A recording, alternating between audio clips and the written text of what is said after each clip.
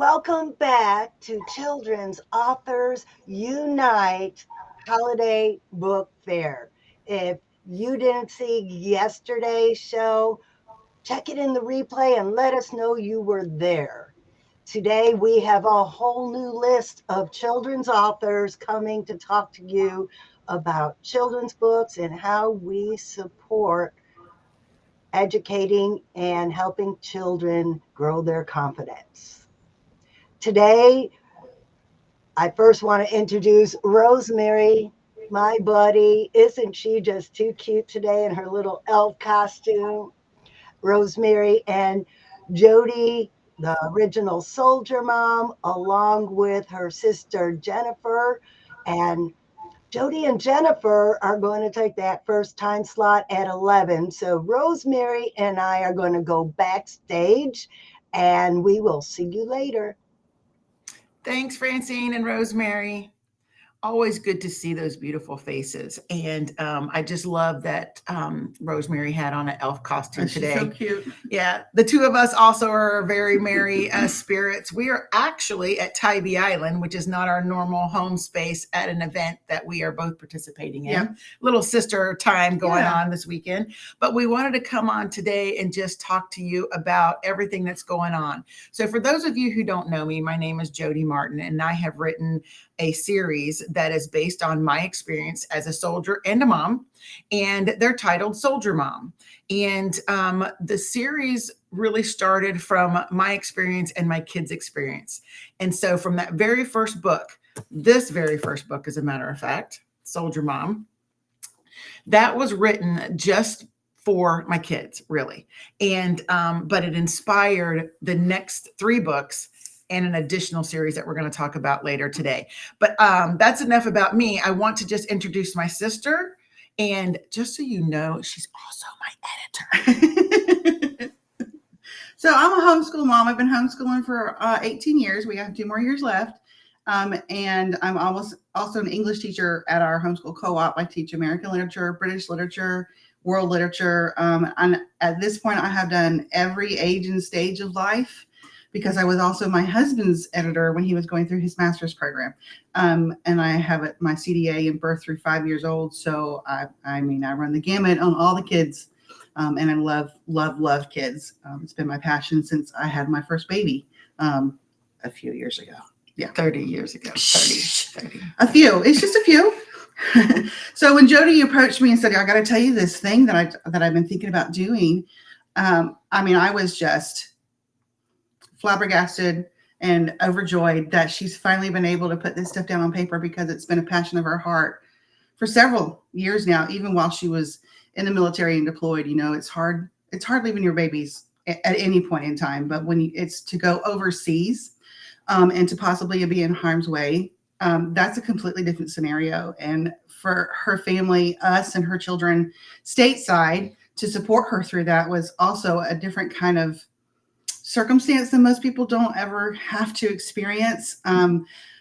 But I just think that it's a wonderful opportunity for her and for other military families and military mommies and military kids to be able to share with the world their perspective, and to be seen, but also to teach all of us who didn't get to go through that kind of experience how important these stories are for understanding and kindness and compassion to each other.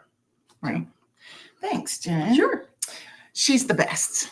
And just so you know, I was teasing her about how long ago her first baby was born, but our kids are literally a week apart. Yeah. So not our first were like within just days of each other. So we both have 30-year-old oldest children. Yes. So, but with that said, just a little bit more about me. I am a retired Army colonel. Mm-hmm. I spent almost all my years as a reserve officer. However, with, as you know, how long Afghanistan lasted, I spent probably the last 12, 13 years Several on active years duty. on active duty.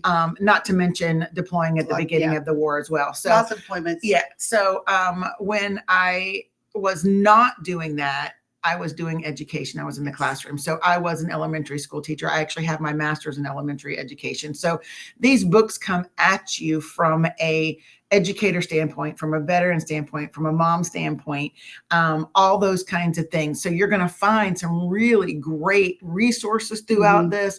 These books are meant to spark conversation about certain things. One of the reasons I wrote the first book is when I first deployed in 2004, my kids were not quite 3 and 9. And we lived in a community that had no other military families. Right. And so my kids were the only ones that had mom go away for this unknown amount of time. Right. And they didn't have anybody to look to. They didn't see anybody in a book that represented what they were going through. So the kids in their classes didn't get it. They like, where's your mom? Well, my mom's overseas. You know, she's a soldier. That's she's what a they would say. soldier. She's in the And army. they didn't even understand that mommies could be soldiers. Yeah. So that mulled around in my head for years, right? That was back in 2004. And so I've always had a passion for writing. And so I've got so many notes and scraps of paper and notebooks and all these kind of things. But this book idea really culminated in a one night, 15-minute quick write on a napkin because it was close by. And it got massaged into Soldier Mom. And I just want to show you some of the beautiful artwork that's in here. My artist, yes, thank you. I'll do it. You do it? Thank you. My artist, Dakota, who is also on the cover, you can see his name, did all the artwork, and it's absolutely beautiful. And if you just look at this, it shows moms from all walks of life dealing with all normal things that all moms deal with, right? But we're also somebody who puts on a uniform. Now, I know some people will look at this and go, well, dads deploy too. Absolutely, they do. But women represent less than 20% of the military. So when a mom deploys, it really can disrupt a family. Absolutely. It affects a family completely different way than when a dad deploys. And I always give a shout out to my veterans and their service and everything that they're doing. So this one is a really quick read, but it really does have those conversation points in there that your kids can go, hey, mom, I remember when you left, this is how I felt, or mom, you know, we do this sometimes, and it really makes a connection and you get to have conversations. I mean, this is just as easy as she's a quiet mom and you see her doing some meditation. This is one of my favorite pages. It's one of mine too. Show it a little closer for those in the military will understand what she's wearing. She's doing. Yep. So she's preparing for her physical training, but you know, those of us in the military, we always have to what we call wear a glow belt, right? Even in a combat situation, believe it or not, because they didn't want those of us on base, right? Now you don't wear it off base, obviously, because you don't want to, you know, draw attraction to yourself. So that is kind of like the running funny line meme about our PT belts. We probably have a dozen at any given time, all different colors, because different commands, different command levels wear different colors. It's kind of it's just a funny thing. That's kind of an inside joke. Kind of it is an inside joke. Yeah. So those who are military would get that. I didn't need to point it out. It's a nuance that moms would get. Oh, that her artist picked up on because he is also a veteran. So it really, really helps propel the story forward with his experience. And just so you know, my favorite animal is a flamingo. So in every single one of my stories, there are some flamingos are right out there for you to find, and some are hidden. So it makes it a little for fun. For every kids. story has flamingos. So be on the hunt for those too. So we've talked a little bit about Soldier Mom. So our next one, my number 2 book, was Soldier Mom Memorial Day. Now, this one is a little different in the sense that I was inspired actually to write the next couple of books we're talking about from my publisher, because he's like, listen, there's nobody in the space like this that wants to talk about these things that are so near and dear to your heart. And so one of the things I found, because I had heard a poll that was done about, do people in America know the difference between Memorial Day and Veterans Day? Right. Two very highly advertised military holidays, right? We have 3 very patriotic holidays, and everybody knows what July 4th is about, but people are sketchy on, well, what is the difference between Memorial Day and Veterans Day? And so I first wrote Memorial Day because it came out around Memorial Day. And so the poll, I'm just going to get back to the poll because I forgot to tell you, 28% of Americans can tell you the difference between at that time. And that poll was probably about a year before I did the book. Right. So I imagine it hasn't changed much, but part of my educator side wants to say, hey, listen, our new generations needs to understand why these military holidays are important for American life. And what the difference is. And what the difference is. Why So we celebrate these particular days, right? So what I did in this one, and you can kind of just get a glimpse of it here, on the right-hand side of the page is a story. You could read the story, only the right-hand side pages, and you get a complete story from beginning to end. Right. No problem. But what I did is I coupled it with, on the left-hand side of the page, are facts that go with the story. So if you want to read the story, great. If you want to read the story in conjunction with the facts, so you can learn a little bit about what is special about Memorial Day. How did it happen? What are the things that we kind of do? This is for you. Yeah, what is the process of how it became Memorial Day, and what does it stand for? Why is it important for us? And I want to just say that these stories are not about war. They are not. No. They are not No. scary. They are very age appropriate, and this is more the history, right? It's more, and facts more than There's nothing scary in here. Scary. We don't delve into scary topics, but it still brings up. Listen. I know a lot about Memorial Day and Veterans Day. And when I was doing my research, I learned a few little fun facts. But go to the back so they can see. Yeah, I think that's one of my most so within there, exciting. With on all of my books, there's vocabulary, and it's highlighted throughout the book. Okay, so here's the vocabulary And page. then there's a list at the end of all the vocabulary. And then there's always resources, right? And so there are opportunities for you to build homeschool lessons, private public lessons, teachers, for teachers, for parents, for grandparents, for anybody who wants to understand and talk to their child about these things when it's appropriate for them to do that. Now, even in libraries, the age group, I would say most of these books mostly target is two through fifth grade. Yeah. Second through fifth grade. If I could use my words, that would be great. But you could ideally read the story from a kindergarten to a sixth grader, and even sixth grade could really use the facts to do a lesson on Memorial Day or a report or anything like that, because there's additional resources that they could go to that I've already found for them that are really kid friendly and very appropriate. Right. Absolutely. Because as we all know, we can go Google and we could go down a rabbit hole and you end up nowhere because it's not a really good site. You waste your time and you don't know if it's true. And especially for our kids, I don't want to send them down those kind of rabbit holes. Yeah, so with that said, my third book, this one? No, this one. Okay. Well, I didn't know if we were staying in the theme. No, we're going in, and we're going in order. And then I took a break for a minute because I wanted to talk about heroes in general. So I always hear these really great stories about different heroic events, right? We hear the big ones. We hear the absolute big ones. But guess what? Heroes live in our neighborhood. They live on your street. They live in your community. They are in the military. There are police officers, our nurses, our doctors, all that kind of stuff. But this book talks about how you see everyday heroes. It's in big things and it's in little things. So what I want you to see in this book is how I set it up. I set it for those of us who are parents. We understand this. Hold on a second. Don't show it yet. Okay.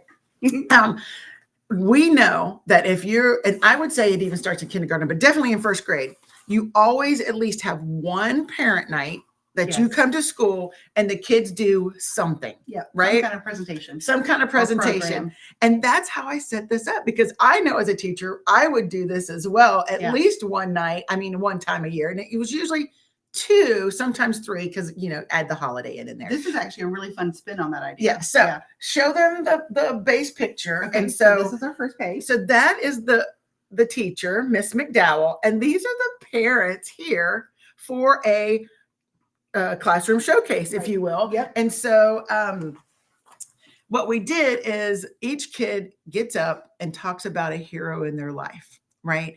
And every single story in this book is a true story. Yes. And they're not all name brand, if you will. Rosa Parks is in there, right? but we But they're have not. Most of them are not what we would consider famous. right. We have a Girl Scout. Look how beautiful this artwork is. Again, same Dakota artist. did such a great Absolutely job beautiful. with this book. And just a simple story of who her hero is and why. And these are real stories, not made up stories. I've either heard them, read about them, or seen them with my own eyeballs, right? And so And all the we- kids, each Yeah. kid in the classroom gets to pick their hero and showcase it to Yeah. all the parents, right? And so each kid gets to get up and talk about that. So there is a military person in here, Mhm. and it's a real life person, Audie Murphy, if you've heard about him. Yeah. He's pretty famous. There is a K9 in there. There's Oh. police, There's a K9. K9. And it's not necessarily the police officer K9, it's the trainer of the K9. Right. So our heroes come in all shapes and sizes, and there are protectors, Safety, right? Yep. Okay. Safety folks. And go to the back and let's again Yes. vocabulary and The resources. I think wanna- that's the most exciting thing to me Yes. as a teacher is all the resources that are Yeah. already included in the Yeah. book. So, and this one I changed it up a little bit. So we do have the vocab page, but every single story has a QR code that you can go and find out more about that real life story. Hero. Mhm. Yes. And so I just wanted to let you guys know that's there. So again, an extended learning opportunity Right. For the classroom, for students or homeschooling, homeschool or- for Anybody. anybody. So therein lies that. Okay. So I know, oh, we're only 15 minutes in. I got lots of time. Woo. So fourth book. So all four of these, while she's getting that out, are on Amazon. I'm just going to say that right now. Also, you can, my links are on at the Holiday Book Fair. That is QR code right up there. So I'll get more to that, but just taking a break. Let's do a little commercial break, if you will. You can find me on Amazon, Jody Martin Soldier Mom. It'll pull up all four books. You can find me at my website, jodymartinauthor.com. Spell her name for that. Here, let me show you how to spell her name because it's not, I don't want to say it's not normal, but it's a little different. Our mom was a very unique person when she decided our names. Yes. So Jodi. That's me, Jodi, with an I. I'm on social media as well, Soldier Mom, and or you can find me Jody Martin Author as well. So I just wanted to give a shout out, do a little commercial break there. Yes. All right. So book number 4 is my latest and greatest. It probably hasn't even been out a month.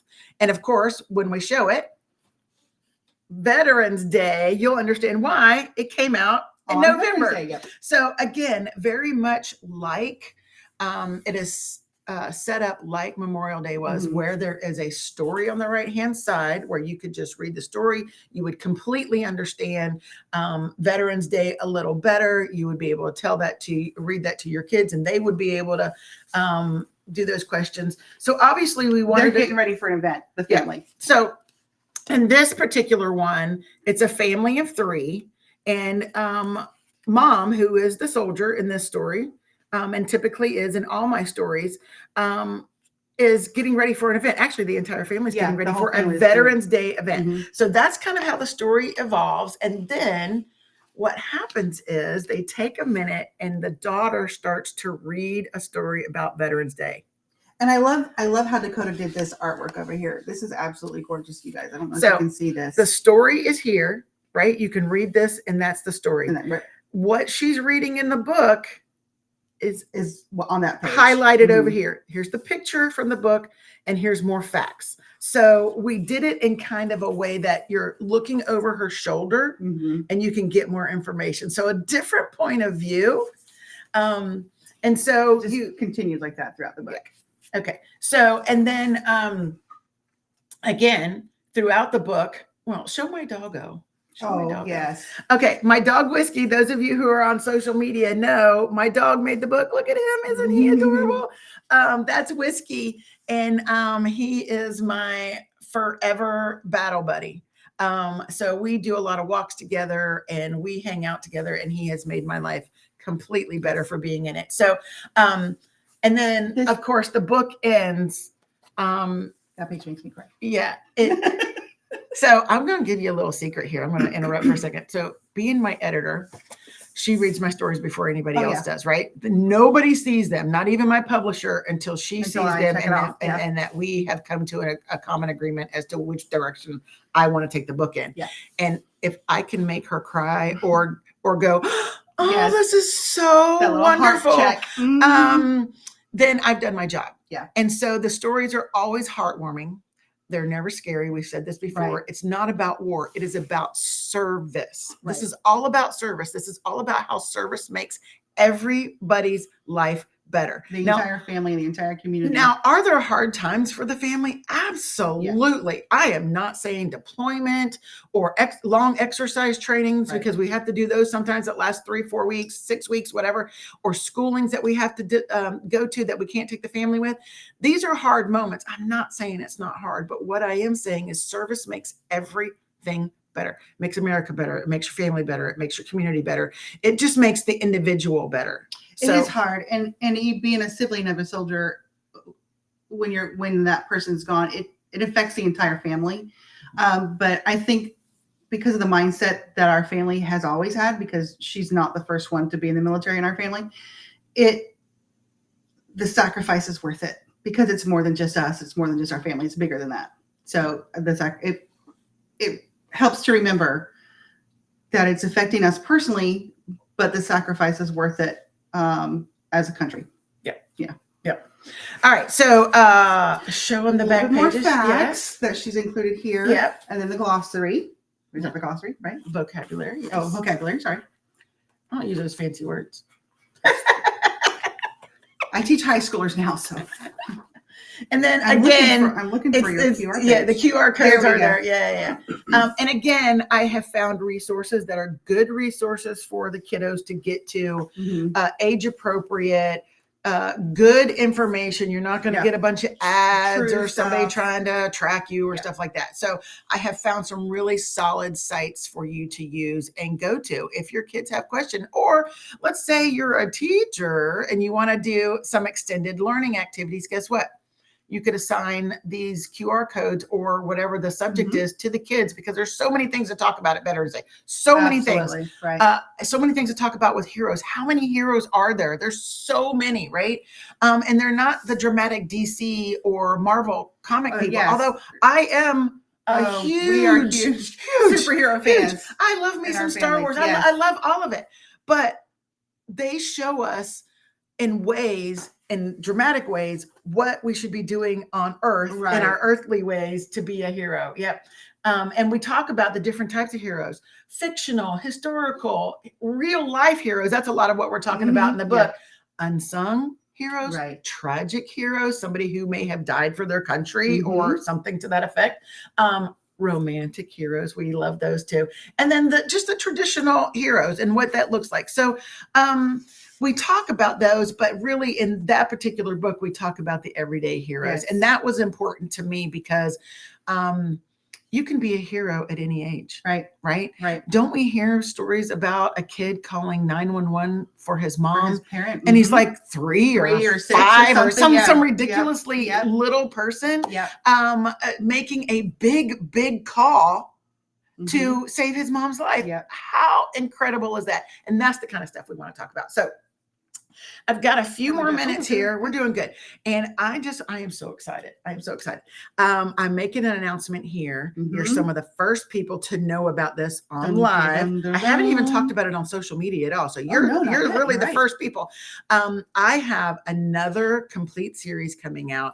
It is going to be based on leadership Mhm. values. It's going to be a leadership series for kids. And in the Army, I'll back up. We have an acronym that stands for leadership. It's an acronym. It's not all the letters. It's LDRSHIP. And each letter, those 7 letters, stands for a value that we highly believe in: loyalty, duty, respect, selfless service, honor, integrity, and personal courage. Those 7 values are going to be the next 7 books of my next series in So we're doing leadership. a series. We're Yes. doing a series. It's called the Leadership Series. The leadership series for kids. Very And exciting. the first one is going to be dropping, oh my gosh, Soon. Really Really I soon. am literally on the Mhm. cusp of approving the final draft Yes. with the art. We got Um, to see artwork this weekend, and Dakota has outdone stuff again. It's wonderful. Yeah. It is He's so amazing. talented. And this leadership series is really about, now, again, it's based on Army values, but it's the same values as a human Yes. being should be doing in their Absolutely. everyday lives, right? Absolutely. So, a lot of people think kids are not leaders. That is not true. That's not That is true. not true. As a teacher, you and I both have seen We have littles leaders- every Leaders age. in the classroom. There Absolutely. are always leaders in the classroom. Absolutely. Some are Every- loud, some every- are quiet. Yep, every class. Yeah, Yeah. and some lead by example, and they're not up there going, "Hey, you do this." They're not the No. bossy, as the kids No, call them. yeah. So I want to just say that this leadership series is really going to help those kids identify what their superpower is. Yeah. And I think it's going to help teachers in the classroom when you teach those values to kids. Not saying they don't get that at home, but if they're hearing the same story at home that they are in the classroom, that's going to hit home. Yeah. Because I can say something to my kid, but if you say something to my kid, they It's remember the exact same words. And Yep. they're like, yeah. Oh, yeah. And Jody said, blah, Yeah, blah, right. blah. I'm like, I've Isn't been saying that to you wonderful? for years. So it just reiterates the same Yeah. home training they're getting.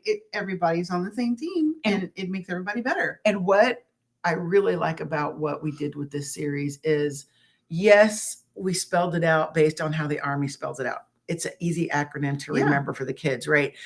Be But, great to adopt in the but classroom. within those books, we show examples that the kids would see in their daily lives. Yeah, every single day. Because as we all know, we have taught character values Mm-hmm. in education for a very long time. Some curriculum was better than others, but it's really, these concepts are not touchable. They're not tangible. You can't touch honor, Right. right? Yeah. So they're how abstract. how thought. do you explain that to kiddos, right? To our littles. And so we were very thoughtful in how we showed examples of that and talked about that so that they can start thinking, oh, wait, I saw somebody do that yesterday. I can do that. Right. Or I can do Yeah. that. And then they'll start recognizing that in themselves and in others. And so I am so excited that this leadership series is coming out, and it's really going to help all of us. All of us. And the next generation and Yeah. understanding what it means to be a leader. You don't have to be the person, you don't have to be president to be a Right. leader. To be a good leader. Yeah. You don't have to be a commander of a unit to be a leader. Right. You can be a leader by doing your job and taking care of your people and making the right decisions for the right reasons. Yeah. You can be a leader in your dance class, on your swim team, Yeah. with your basketball friends. Yeah. Just playing At a the pickup game. grocery store. Right. Wherever, with your siblings, That's right. That's right. So I am so excited about this. The artwork that we saw, the finals yesterday that we both Very nice. saw. Yeah. Oh, off the He's done it chart. again. Yes. You are going to love this. So with that said, you can still find me and those books, and they will also be on Amazon when they come out, and they will be out before Christmas, at least Loyalty. The first one will. And I would say the first 3 will be out before Christmas, great. and then Okay. the other ones will be right after that. Soon. But you will still be able to find them on Amazon. You will still be able to find them on my website, jodymartinauthor. Good Lord, I can't speak today. .com and additional resources out there on the Yes, website. So yes, out there. freebies for those teachers. And of course, I'm on social media, IG, Facebook.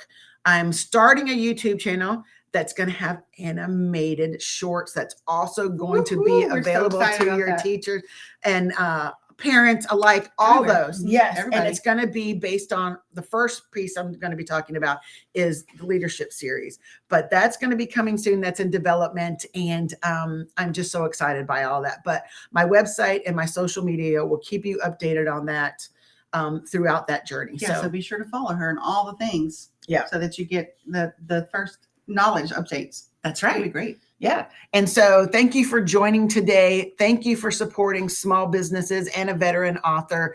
I really do appreciate it. And hey, if you do purchase my books, which you should, Yes. purchase 1, 2, 5, 12. I don't care. Doesn't bother me.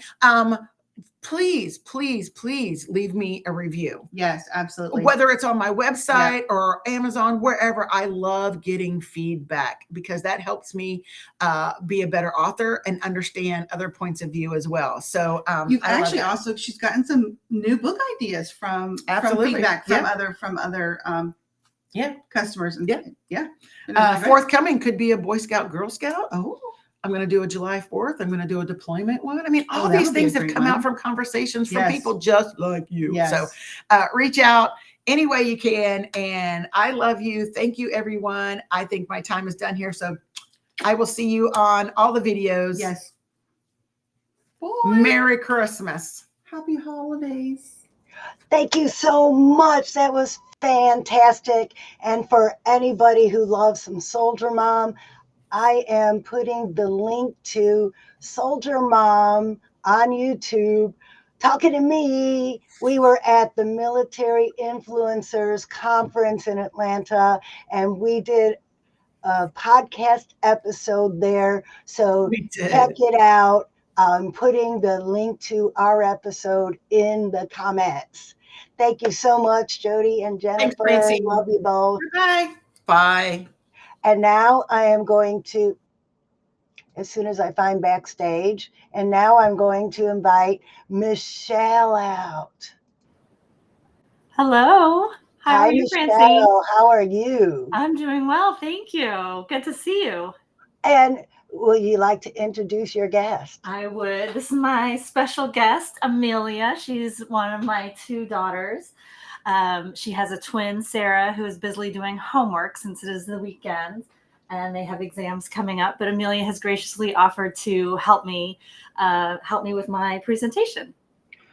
That is absolutely awesome. Just let me know when you're ready for me to come back. Okay. The virtual mic is yours. Absolutely. Thank you so much. And thank you, everyone who's online. I'm super happy to be here. Jody, it was amazing to hear about your book, Soldier Mom. That was really a treat. And Francine, I just wanted to thank you for having me here. I came across this group a couple of months ago when I was scrolling through Facebook looking for other authors who might be on the same journey that I am. And so it was nice to find a group of folks out there who are, doing the same thing that I am. And, they were planning this event. So I decided I would go ahead and jump in. So let me go ahead and introduce myself. My name is Michelle Louise Walters. I am a patent attorney with a master's in chemical engineering. I'm also a registered nurse, and I am now a published author. So I'm a mom of twin girls. Like I mentioned, they're 16 years old, so they are juniors in high school, and they are prepping for college applications and all of that fun stuff. But I am also, as I mentioned, an author. So my very first book is called Santa Skips Christmas. I'm going to give it to Amelia so she can hold it. It is a magical and heartwarming Christmas poem. And it came to me. So in full honesty, when I was in 5th grade, I played Mrs. Claus in a school play. And ever since that moment, I have always wondered, what does Mrs. Claus do while Santa is out delivering the gifts? She's worked hard all year on making these gifts with the elves and with Santa. Does she just relax? Does she darn socks? Does she drink a cup of tea? But I wondered what it was that she did. And I realized that she was the only person really who doesn't get to spend Christmas Eve with Santa. So what if one year she really wanted Santa to spend Christmas Eve with her? And so this is where the book comes in. And it's really a story about what happens when Santa decides to spend Christmas Eve with Mrs. Claus. And that, of course, brings up a problem, because who's going to bring all of the gifts to the girls and boys who are waiting expectantly in their beds, trying to be good and not sneak down and catch Santa coming into the house? So I decided, okay, who would fill that role? And of course, I turned to the elves, and the elves are a bit mischievous. And so Mrs. Claus gets them in on her plan to deliver the gifts. Well, of course, they've never done this before, right? So how are they going to get all of the gifts to the kids? And of course, holiday chaos ensues. They mix up all of the gifts. And in the end, we all have to come together to bring Christmas to the kids. So this is a perfect story for kids up to the age 12.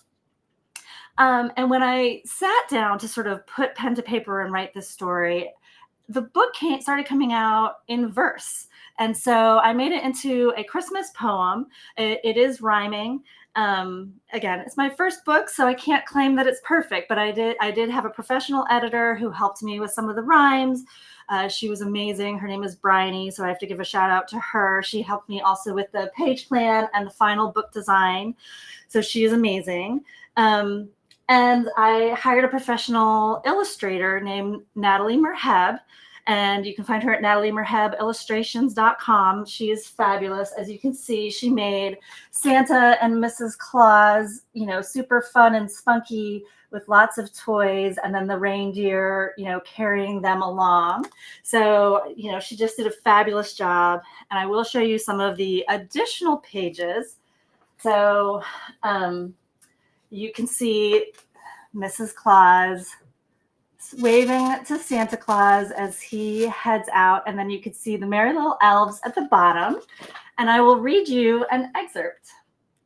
So this is the very first page of the book. Last Christmas Eve, with his sleigh piled high, Santa set out beneath the starlit sky. With a ho, ho, ho, and plenty of cheer, Santa dashed off with his 6 reindeer. He waved to Mrs. Claus with a wink and a smile, then flew through the night, mile after mile. So this is what a normal Christmas Eve would look like before Mrs. Claus decides to ask Santa to spend the night with her, or the evening with her. So this is Mrs. Claus, another excerpt talking to the elves about her great idea. Mrs. Claus awoke with a clever idea. I want Santa to take a break this year. After all, this is the 2000th year that Santa and I have spread our cheer. She called the elves close and said, I really believe Santa and I should be together on Christmas Eve. They looked at each other and they agreed that would give Santa a surprise indeed. Secretly, they worked the whole year through until there was nothing left to do, except put their exciting plan into place. So they hurried to Santa to state their case. So this is how she's convincing the elves that they should help her with her plan. And of course, they go to Santa, and Santa thinks that this is just a crazy plan. How can I possibly do this? Who would bring the gifts to the boys and girls? So these are the elves talking to Santa, and you can see they're piling the gifts into the sleigh.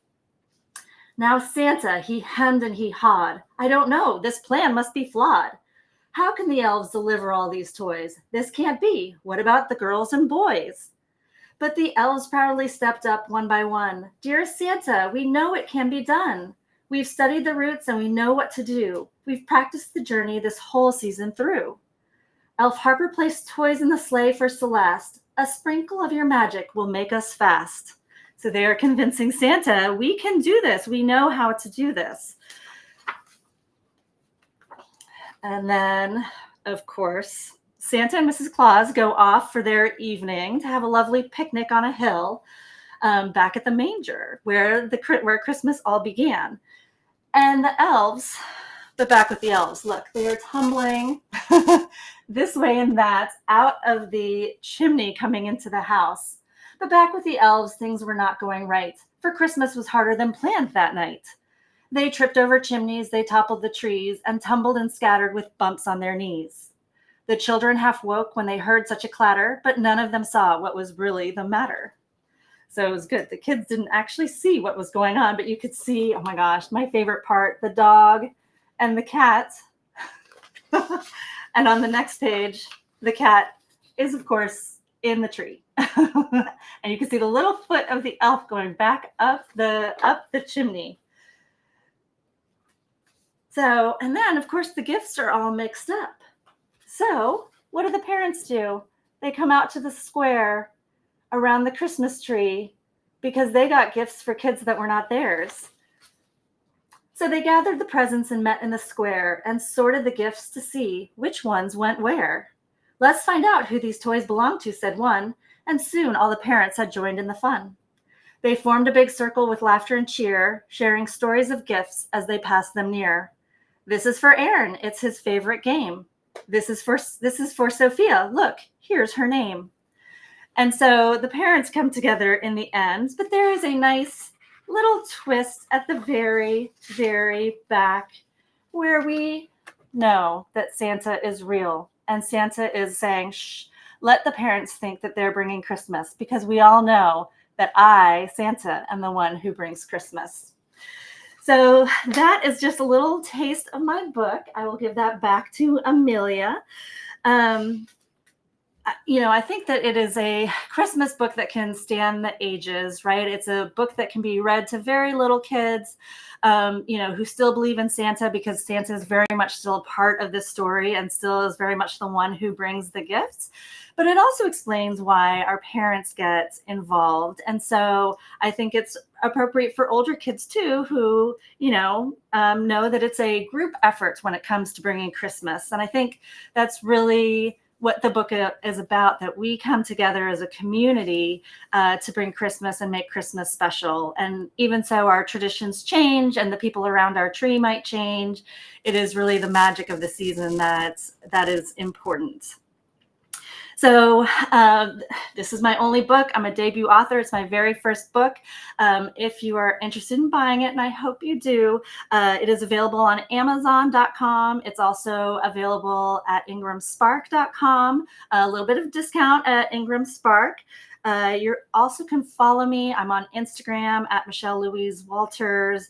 I am on Facebook, Michelle Louise Author.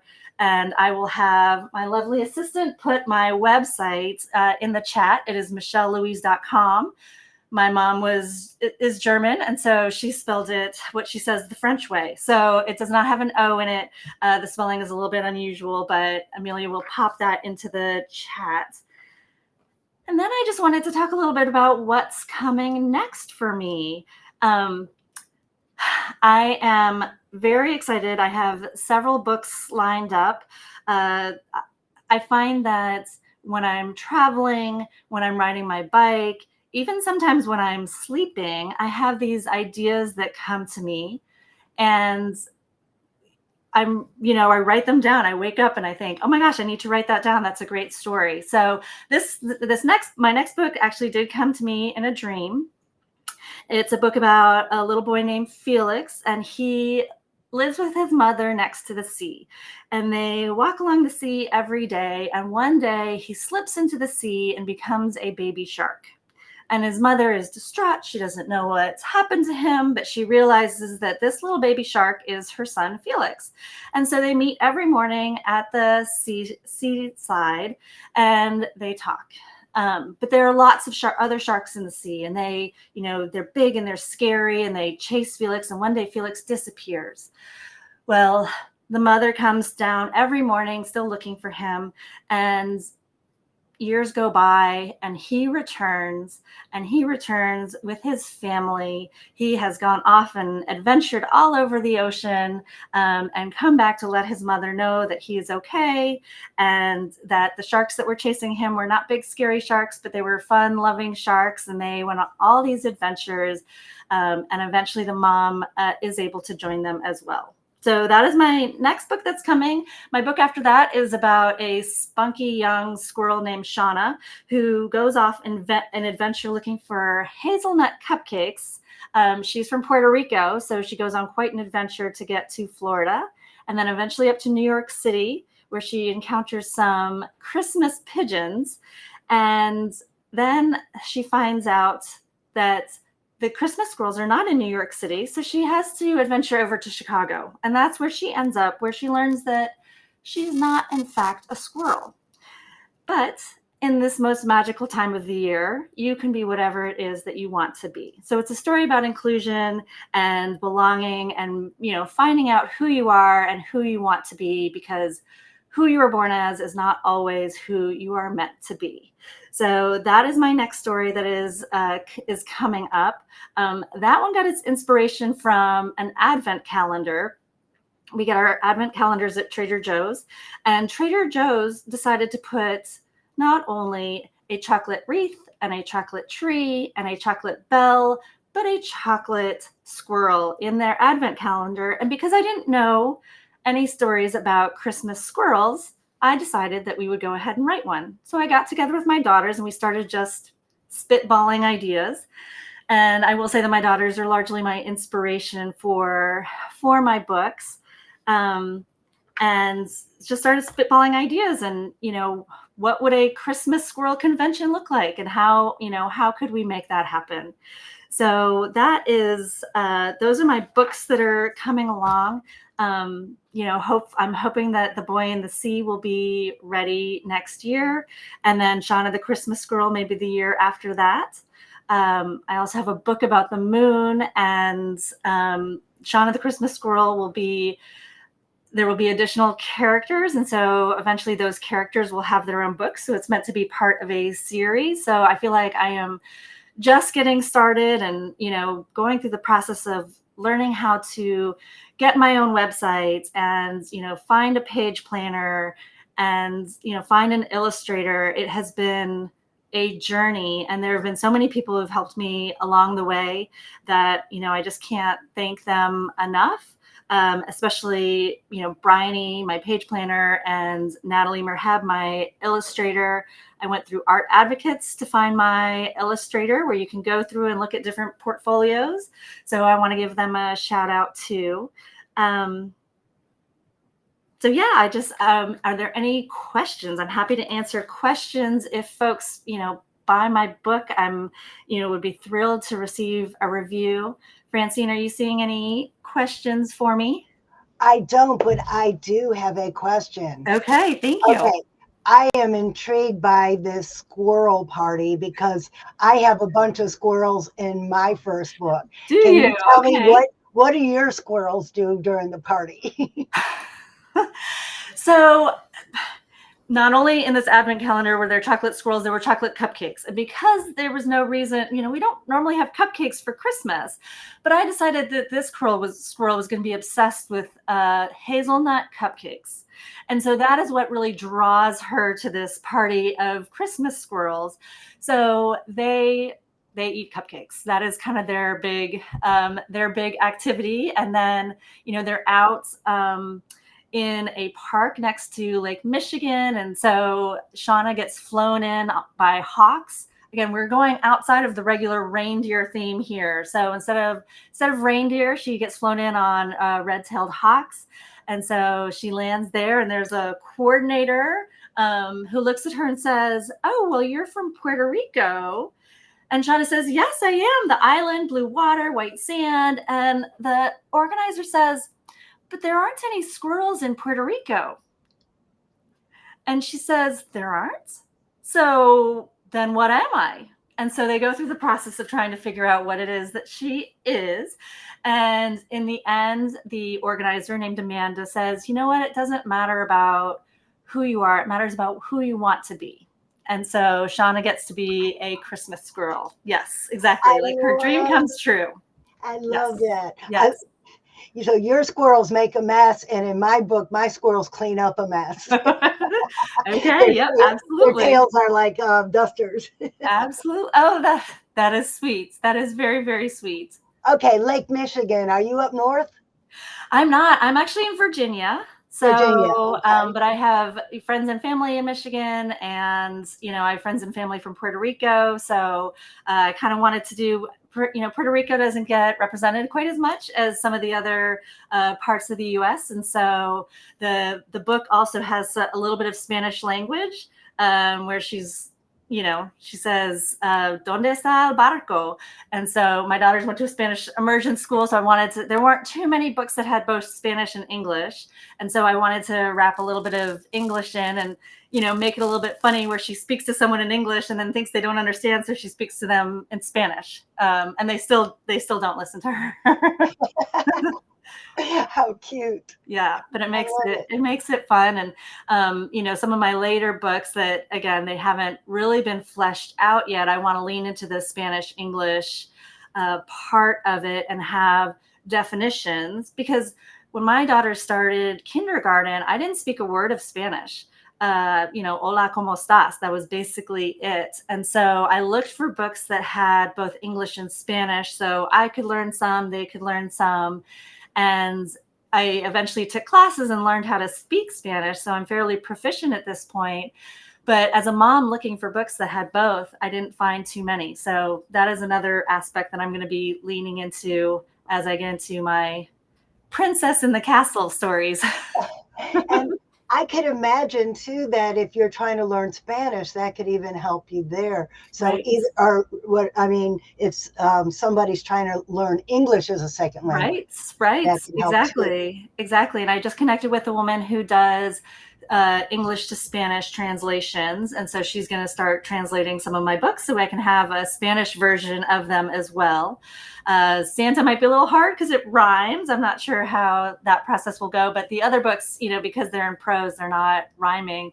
That should be a little bit easier, but it'll be fun to see my books in Spanish as well.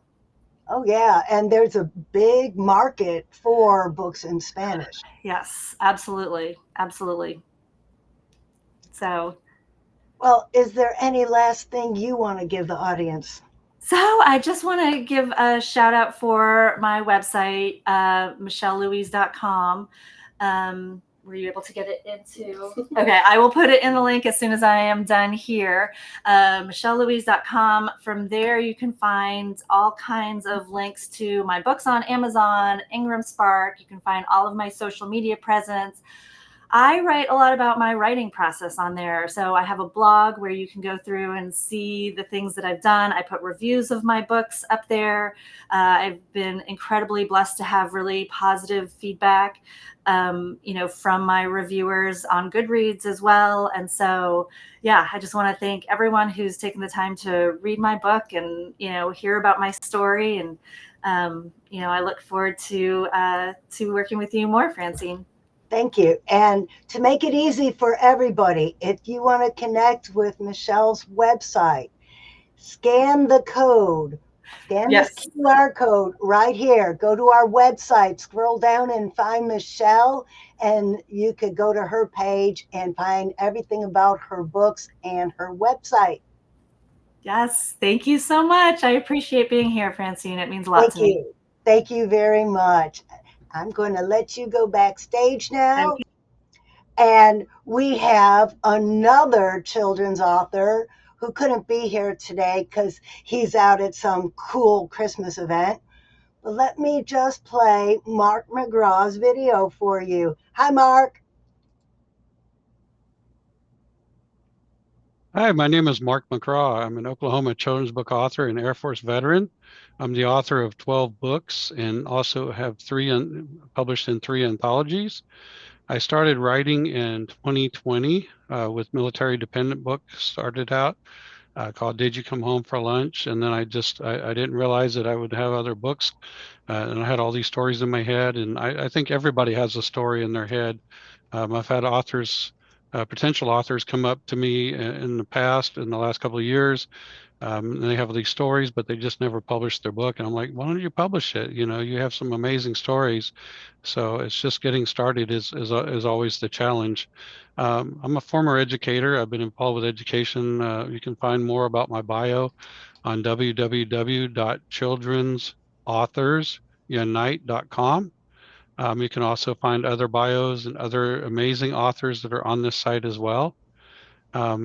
My biggest mission in life for being a children's book author is to make a difference in the lives of children. Number 2 is to increase literacy, learning, and legacy. Those are so important to me. So, you know, having that passion and purpose is so important. You're going to find some amazing sales going on www.children'sauthorsunite.com. And I think you're really going to enjoy it. Some of the books that you'll get to see that I have out there, one of them is called Nikolai Pikolai. It's just a fun book. It was actually in the top 10 bestseller in March of 2024 in Oklahoma, as reported by independent bookstores to Tulsa World. And it was just a lot of fun. It's written by a 10-year-old and myself. And we just really enjoyed collaborating together on this book. It's actually been on TikTok. Ursula is one of the ladies' name that read it on TikTok. And I believe she was also in a movie as well. And, you know, so this book is really being very successful. And the kids really enjoy it. It's not really a hard chapter book or anything like that. It's a really easy chapter book. It's just a lot of fun. I encourage you to pick this book up. And one of the other books that I have one of the many that's out there is called It Happens, about how children have accidents and those kind of things happen all the time, and how adults deal with it and how children deal with it. I think you're going to love it.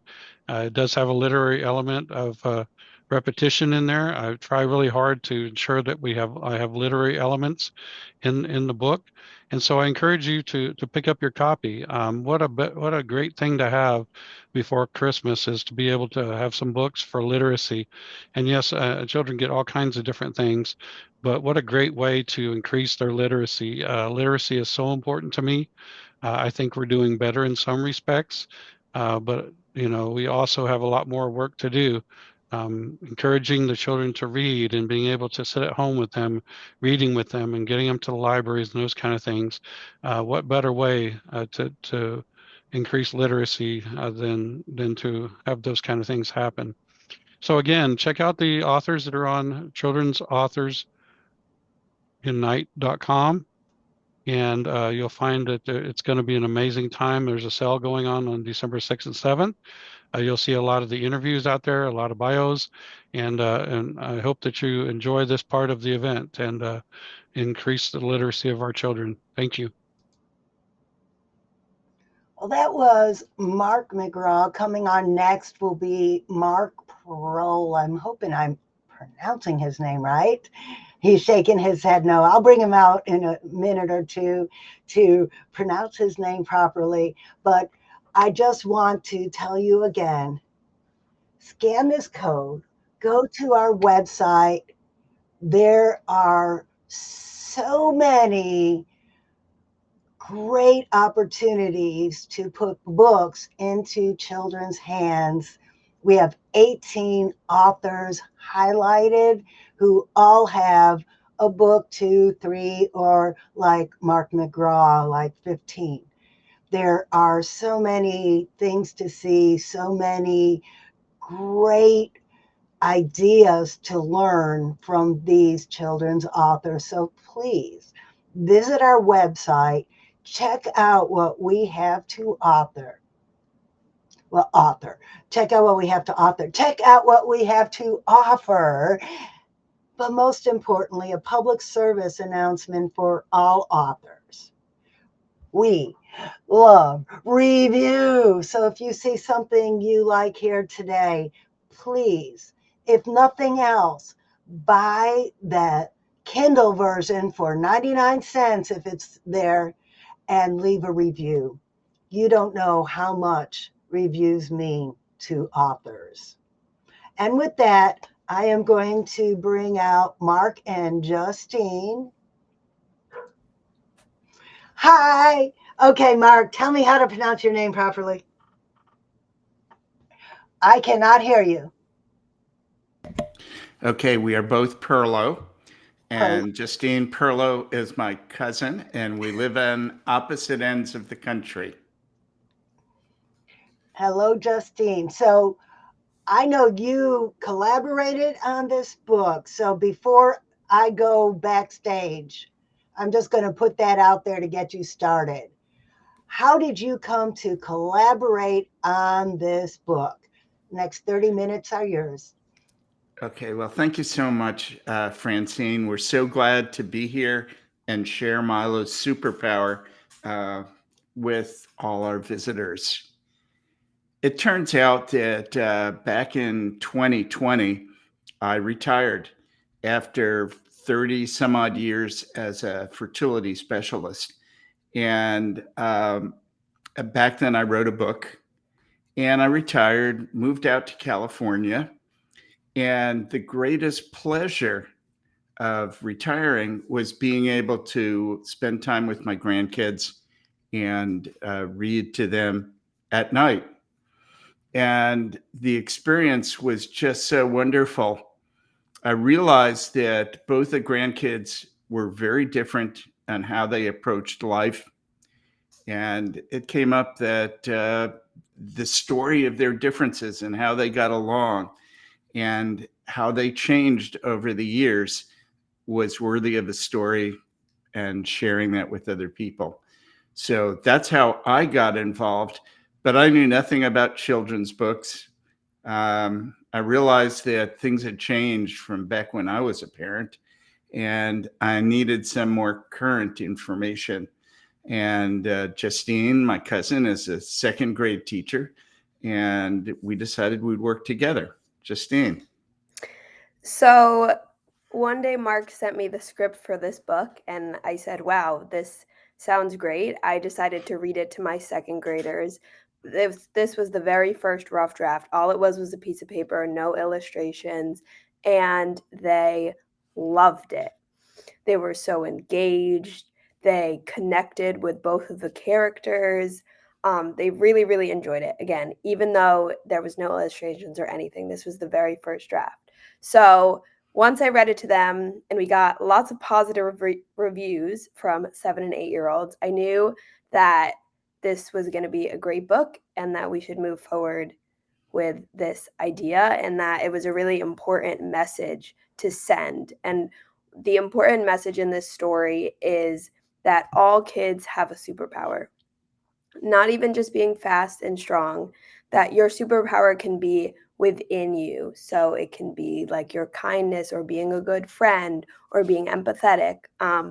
And in this story, Milo's superpower, we learn how Milo has the power of a smile and how he uses that to help others around him. So I'm going to read to you our story. This is called Milo's superpower.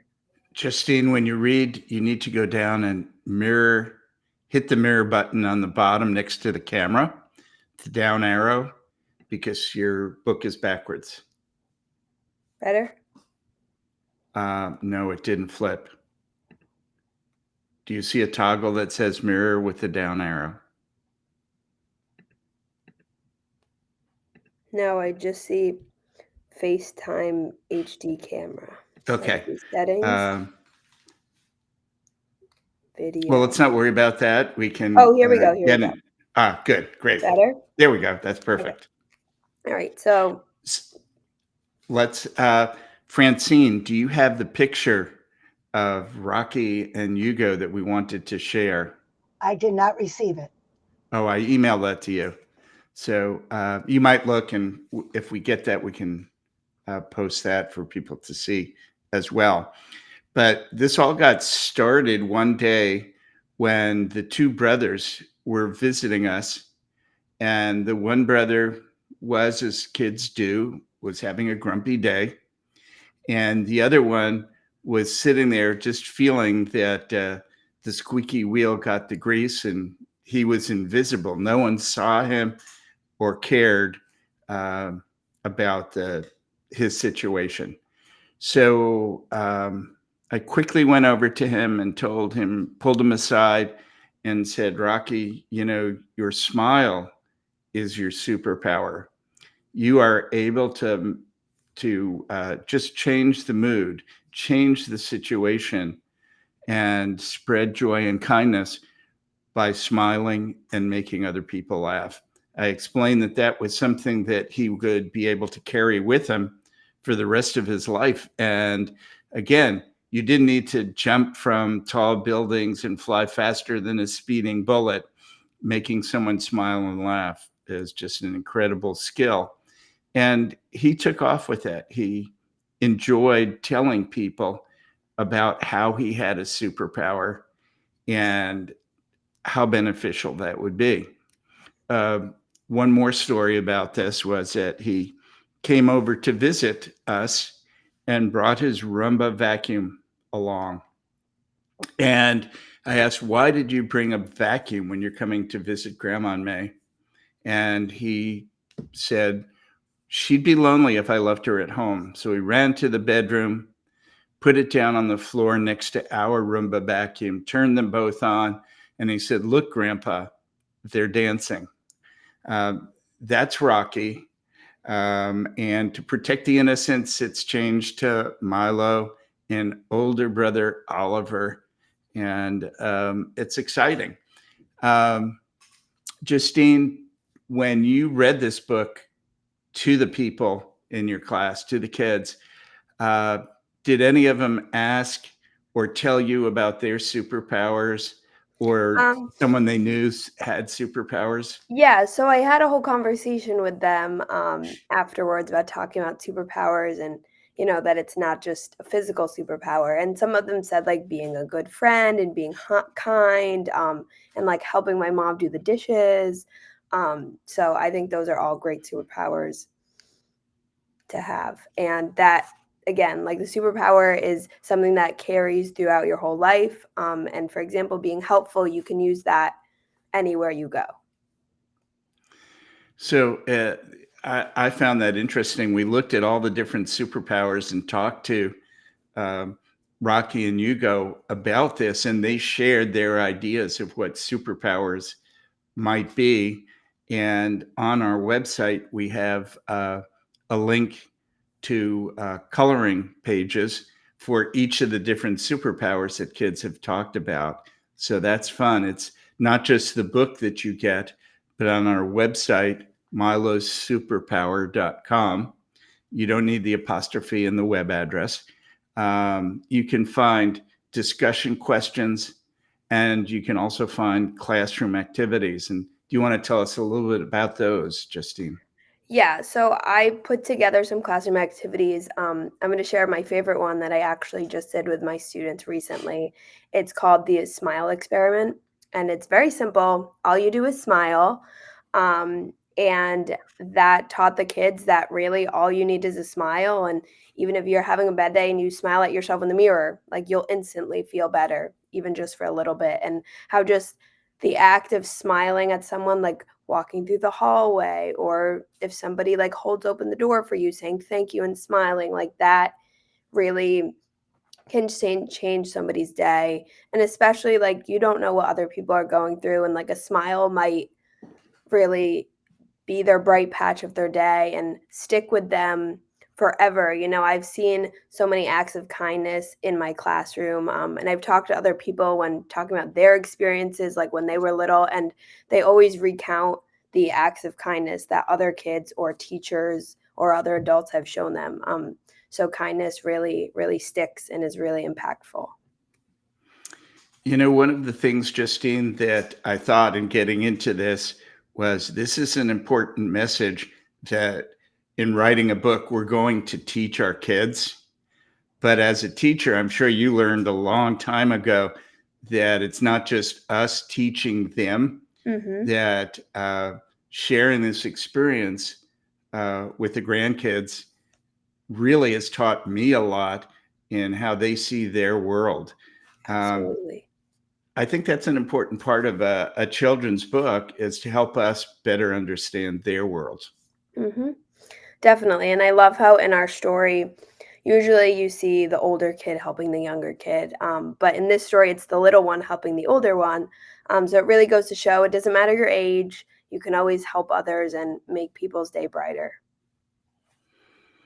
That's great. In doing this, we wanted to have illustrations, and we went through and worked on the story and got feedback from the kids.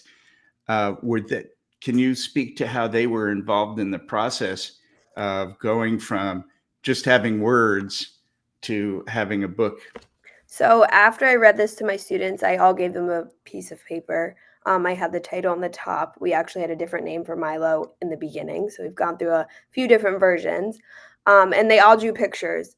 So one that stands out to me, unfortunately, I don't have it with me, but one that stands out to me is the scene of Milo at the playground, and he's going down the slide, and then he falls in a mud puddle and he gets embarrassed and sad and grumpy. And then Milo comes over and says like, hey, that was so cool. You're like a muddy superhero.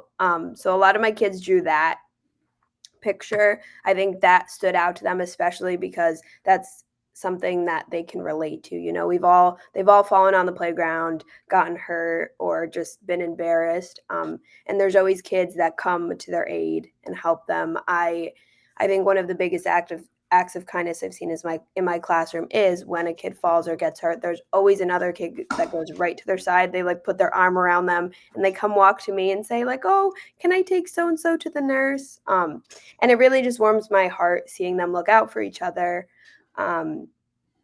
And so that was one of the illustrations that stuck out to me and clearly also stuck out to my students.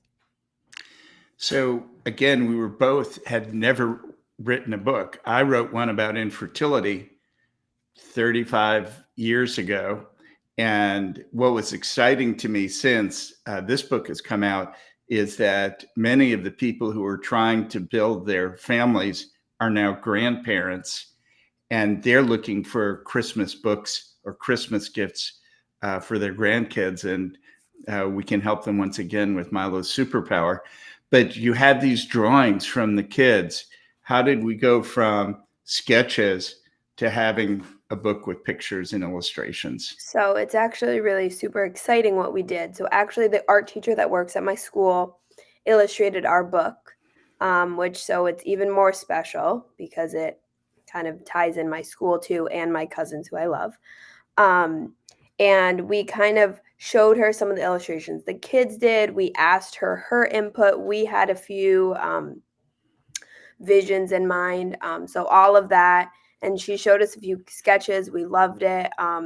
As you can see, the pictures are just very vivid, lots of great colors. So they'll really like entice kids, especially with the purple cover. They'll definitely want to pick it up for sure. And the sparkles. So she really did a great job with these illustrations. I think Milo's Superpower is a great book to read aloud to kids, but kids can also read this.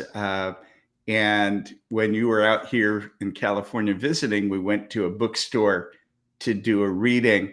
And can you share what happened with our grandkids at that event? Yes. So the older one, who is Oliver in the story, he is an incredible reader. So I read the story to a few kids. And after he sat and watched me read it, he was like, "Oh my God, Justine, will you come around the bookstore and help me find kids? Like, I want to read to them." And I was like, "Of course." So we found a few kids, gathered them, and he read to them, and it was so special. He really connected with the story. You know, like the first when Oliver is introduced, he was like, "Hey, like that's me." So that was really special for me to see how much he connected with the story, how much he loved it. Even one of the little girls who was listening came up and she was like, "Wow, like he's a really good reader." So seeing that was really special. And I think I had a similar experience, not with the reading, but when we took this book to Rocky's preschool and read it there, all the kids were interested in talking about their superpowers, and he wanted to take charge of the event. And it was interesting because reading the book, if you're just reading it through, easily 4 to 5 minutes. If you're with a group of kids and you're reading it, it can be 45 minutes because they get involved, and there's so many places where they can enter the story and identify with the characters or the situations that are described. Yeah. So reading to kids, reading aloud, sharing a story is an important way of building bonds and maybe getting them away from screens for a little bit, which we'd all like to do. But can you talk about how since the book came out, we've used screens to bring people closer? That is funny. That is funny. Yes. So we've collaborated on this book, obviously through FaceTime, since I'm in Connecticut and Mark's in California. But we'd actually already had kind of like a FaceTime routine going where I would talk to Milo and Oliver like about once a week. And I really, really loved connecting with them. And I just built such a relationship over FaceTime, which is just so special. And so when Mark brought this book idea to me, we're already in the rhythm of FaceTiming. So we FaceTimed quite a lot, many, many hours to make this book come true. But it was really great. And with technology, with Google Drive and Canva, we were really able to collaborate even at the same time, which is really, really cool, and it made making a book from 3,000 miles away easier. That's great. When you were doing this is obviously your first book and my first time in the kids space. What was the most challenging part of the process, and how did other people react to you when you said, "Hey, I'm writing a book"? So I think the most challenging part for me was, I feel like what we spent the most time on was, once we had the story, kind of piecing it together and making sure the order was right and making sure the illustrations matched the text. I feel like, to me, that was the hardest part. What about you? What did you think was the biggest challenge in writing this story? Well, I think the biggest challenge, well, there were two challenges for me. One is the challenge that this loosely follows two real children, and they have parents, and we wanted to tell a story that everybody was comfortable with and enjoyed and wasn't going to become stressful for anybody involved. And it doesn't. I think the characters, they respond to each other. They learn to be close. And Rocky and Hugo look after each other. We pick them up after school and they run to each other and hug. And that's the kind of thing that, when you can diffuse conflict with a smile and with laughter and with silliness, when you can turn the conflict into a game, you can deflect that and build closer relationships. So that was one thing, is to fit into existing family structure. The other was really marketing the book. This really is the best children's book for holiday gifts this year. So we are excited about that. Now the only thing is letting people know. And we're excited to participate in the holiday book fair. And you can use the QR code or visit Children's Author Unite, children'sauthorsunite.com, to learn more about each of the authors who are presenting here. And we are kind of excited about being part of that. But as hard as it was getting this story out there and getting it on the page, it's equally hard getting it into people's hands. And that's a challenge that we're glad to have this tool to share. Yes, and you can find us on Instagram at Milo's Superpower, 2 S's, Milo's S and then Superpower, as well as YouTube and TikTok and Facebook. All the social medias. Yeah, we all over there. You'll find all kinds of stuff, and that's fun because we go back and forth between Justine posting information for teachers and parents on the effect of reading, and I'll just try to do something I think is silly or catch attention. So we can work together and come up with great ideas, hopefully.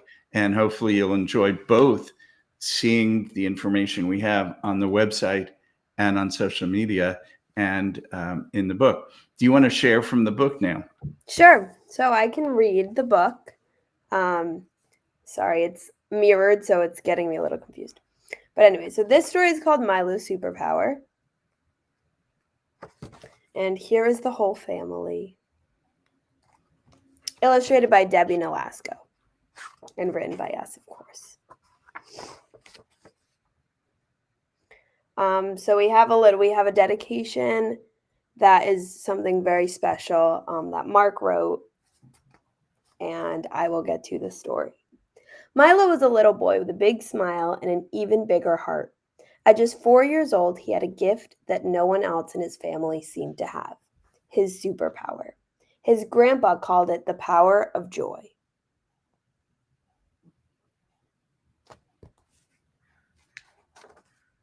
Milo didn't quite understand what that meant, but every time he smiled or made someone laugh, the world around him seemed to light up. Milo had an older brother named Oliver. Oliver was 7 and very clever. Like most kids, he often got frustrated when things didn't go his way. And I just want to stop and say, this page, all my students were like, "This is me!" They related a lot to that, especially because they're 7 years old. When Oliver got upset, he would stomp his feet or cross his arms and demand attention. And usually, he got it. Milo didn't mind too much. He loved Oliver and wanted him to be happy, but sometimes Milo felt invisible.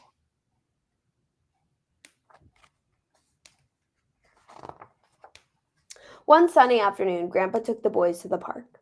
While Oliver was busy climbing the tallest slide, Milo sat on the bench with Grandpa.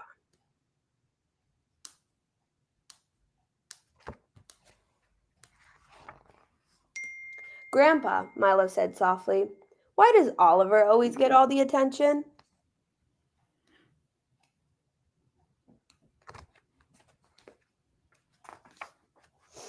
Grandpa smiled and put an arm around Milo. "Well, Oliver has a strong personality, but you, my boy, have something truly special." Milo tilted his head. "What's that?"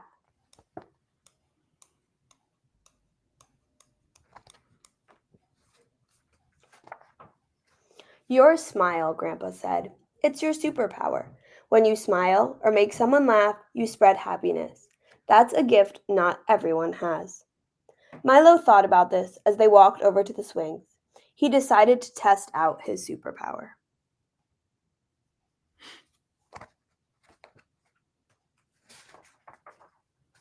Oliver was at the top of the slide when he shouted down, "Milo, watch me! I'm going to jump off!" But as Oliver leapt, he landed in a pile of mud with a loud splat. His face turned red as other kids giggled. He felt embarrassed. So again, I think we added a lot of real life situations, and I think that helps children relate more to the story. Like, this is something that is very relatable to all kids everywhere. Milo ran over to Oliver and gave him the biggest grin. "That was an awesome landing. You're like a superhero who fell into his secret hideout." Oliver blinked and then burst out laughing. "A muddy superhero? Yup," Milo said with a giggle. Soon, even Grandpa was laughing.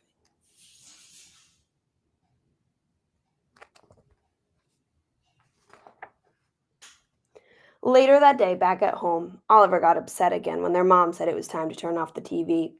He crossed his arms and sulked. And again, my students related to that page too. Milo walked up to him and whispered, "Hey, Oliver, what if we pretend we're pirates and the TV is our treasure chest? We could guard it until tomorrow." So we see a lot of Milo kind of shifting perspective and looking at things from a new angle, which is really an important skill to have for children and adults alike. Oliver tried to keep frowning but couldn't help smiling at Milo's silly idea. "Okay," he said with a small laugh.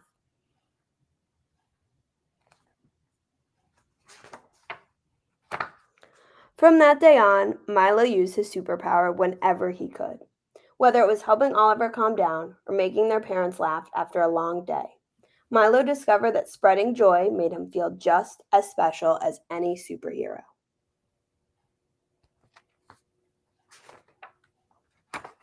And Grandpa was right. Milo's superpower didn't just make others happy, it made him happy too.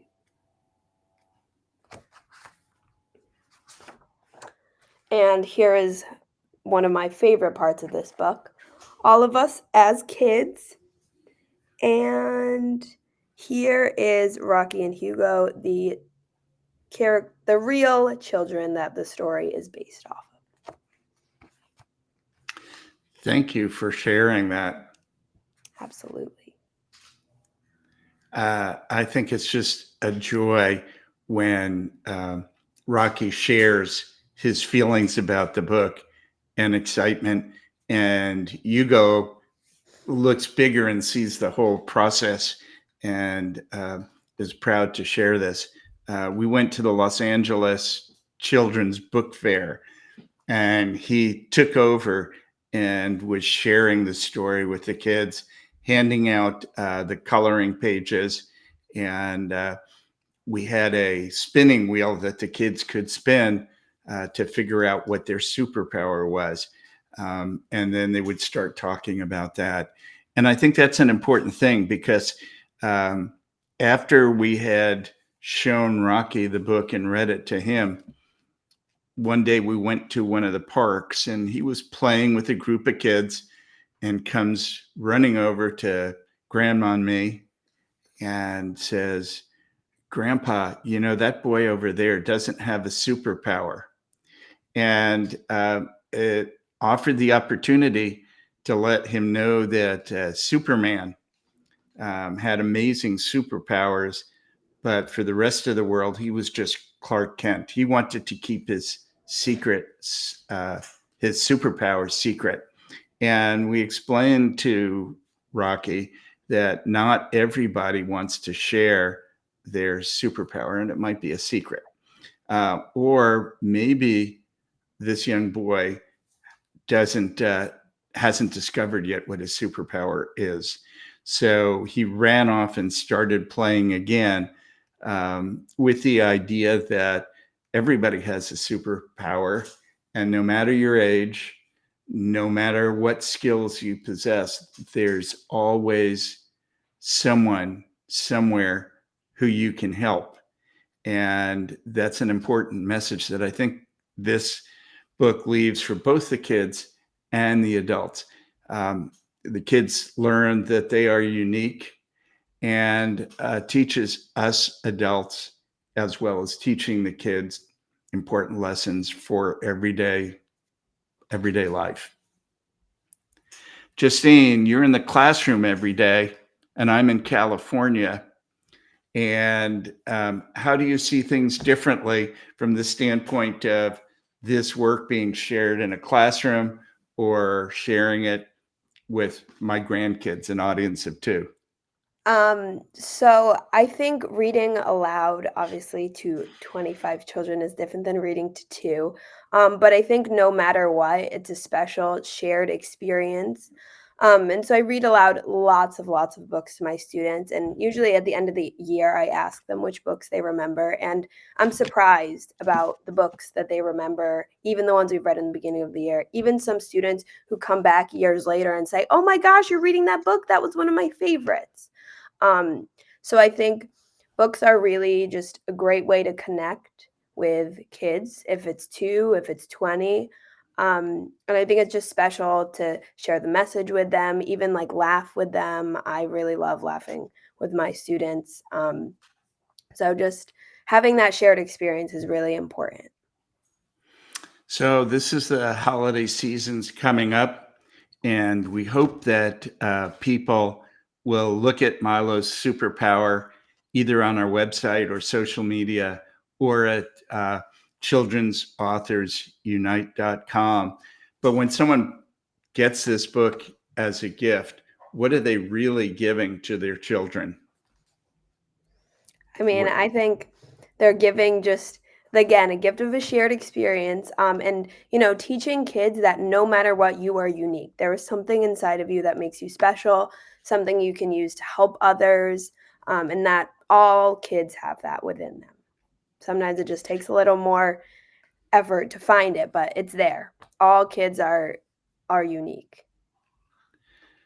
Thank you for joining me on this, Justine. I think we'll turn back to Francine now and see if she has any more comments. I just want to say I love that last thing you said, that it's the gift of a shared experience.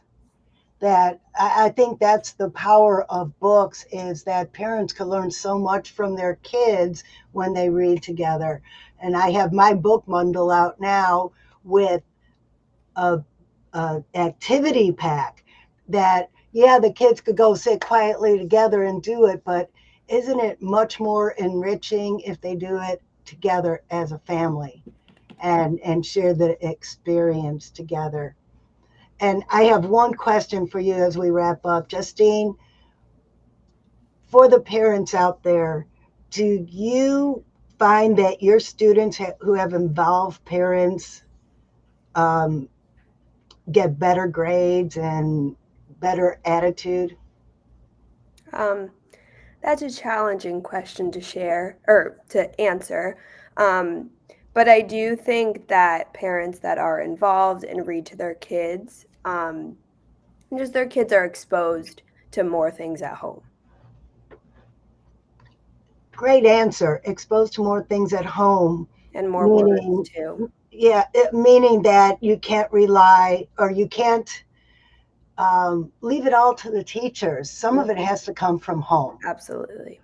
And Absolutely. that is what reading with your child does. Yes, it's very important for so many reasons. So please, if you're watching this, I can't reach it from my screens now. There we go. The QR code, scan it, check out our website, get Milo's books, and stay tuned for the rest of the story because we've got some more authors coming up. Thank you so much, Mark and Justine. Thank I'm you. going to invite you to go backstage so I could bring Kenya out. All right, Kenya. Okay, everybody out there who might be watching right now, Kenya was having some technical difficulties. So Kenya, can you speak to us? Yes, can you hear me? I can hear you. Okay. Can you hear me? And I can hear you, so we don't have to do the whole Yes. interview. We got a plan B. We don't need plan B. Yay. Yay, yay. All right. I am so happy you could be here. Thank And do you know, with all of that plan B stuff, I forgot to pull out the questions. So first, while I'm getting your questions out, can you just introduce yourself to the audience, please? Yes, I can. Thank you so much for having me. I'm so grateful that Children Book Authors Unite, we decided to do this as a collaborative group. That's so amazing. I've been listening to everybody's books and everything and their stories. It's always inspiring to just know how we ended up at our journey. So my name is Kenya Harper, and I am the owner of Kenya's Amora LLC. So my books are sold online, and I'm a mother. And I used to be a Head Start assistant teacher. So I love the little kids. Some people like the teenagers in the middle school, but I love little kids because they want to talk to you all the time and they want to learn everything and they want to be helpful. And I really love that. And they would always just surprise me with who they could be. So, and I work for a nonprofit that helps children that have disabilities. So we help their families that have children with disabilities. So my whole life has just always been centered around children. And so for me to be a children's author is really an honor. So I guess you just told us what inspired you, or was there more to the story of why you wanted to write books? Yeah, it's really more to the story. That even what I just said was kind of happened later. But what first inspired me is my daughter. This is my first book, How to Your Love Yourself, for my daughter. And my daughter was the one inspiring me because originally I didn't want to be an author. I didn't even think about being an author. She kept, I would always talk to her about loving herself and taking care of her body and different things. And then she said, well, you always say love yourself. Well, what does that mean? Like, how do you love yourself? And so I kept giving her these great explanations and she would always forget because she was only 5. So I said, you know what? Why don't we, I'm we're going to write a story and then we can read it as often as you like. And we can talk about all the things that you do to show how you love yourself. That way you can remember it and everything. And so we did that. And she loved the story. We got back then it was in 2004. We got some clip art off the computer and put the book together and did all these things. And then she asked, could I go read it to her class? I was like, yeah, sure. As I asked her teacher, she said, no problem. In the book, as you can see in this book, she's meditating. So in class, that's what they would do. They would sit and meditate. The teacher would talk about them doing yoga and eating right, drinking water, learning about their ancestors. So that's what I wrote the book about. Like I told her, these are the things that you're already doing to show that you love in yourself. You take care of your mind, your body, and your spirit, because we talked about that a lot. And so she was the inspiration. So afterwards, her principal was standing behind me, and he came and said, that was a great story. I would love to publish that story. I was like, oh no, I'm just a mom. Like I'm not an author. I don't write. And I literally just made that story up to her. Like, I don't sit around writing stories and things like that. And he was like, think about it. I really would like to, publish that story. It's really inspiring. So I went and talked to my mother and my best friend. They were like, are you crazy? If somebody want to publish your story, you should let them. So I was like, okay. So so back in 2004, it took 2 years for the book to come out. And when it came out, it did really well. My first book signing had 70 people that attended. And so that was really great. But as I started to really learn about the book business, it kind of scared me, because I was like, oh, wow, this more to it. It's a lot to it than just writing a story and getting the book published. I didn't really know about the marketing. It kind of like freaked me out. So and everybody kept saying, when are you going to write another book? And I'm like, another book? I ain't mean to write the first one, But I will always talk to my daughter about different things. So I started writing stories, like kind of like I've heard other artists say, you write what you know. And like I say, the first book was about her and the things that she did. So I would started writing books about what I wanted to teach her, how I wanted to explain things to her. So that's what inspired me. My daughter inspired me. I did another book called All Boys and Girls Can Grow Up to Be Healers. And that talks about being kind and helpful, how that's healing to the world. Because I wanted to talk to her about just kind of what marketing just was talking about, just acts of kindness and how that's just passing it forward. That energy, you smile at somebody, you could have made their day, and then they go and smile at somebody and pass that along, and how that's very healing to you, because you get to do acts of kindness, and then you inspire others to do acts of kindness. And so after that, I said, okay, God, I did 2 books and that's it, because it was, like I said, I was really freaked out. So for 20 years, I didn't write.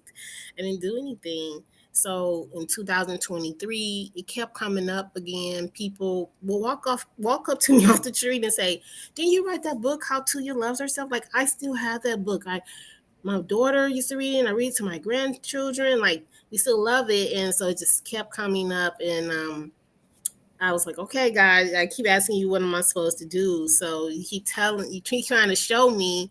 I'm trying to show you, but you're too afraid. And so I'm finally ready.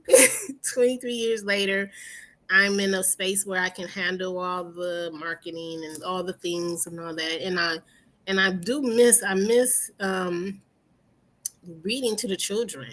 Back then I used to go to Head Starts. I would read at like the African American Museum. I live in Redford, Michigan, right next to Detroit. I was born and raised in Detroit. So I would do things, go around the community libraries and read books to children. And so I do miss doing that. And so I'm happy to be doing this again. I like how you talked about the calling, because I didn't want to be a children's author. I was an adult author. Yeah. I was afraid of children, but it's something that can do it. And finally, I got over the fear of doing it, and I can't imagine doing anything else. Right. And when you joined the group, you joined for the marketing, right? To learn how. No, I actually joined to connect with other authors, because I was starting all over again. I had to relearn everything, take what I knew from back then and apply something now. But I wanted to connect with other, because I was a part of like another authors group, but they did novels and romance novels. And somebody said, you need to connect with children's authors groups.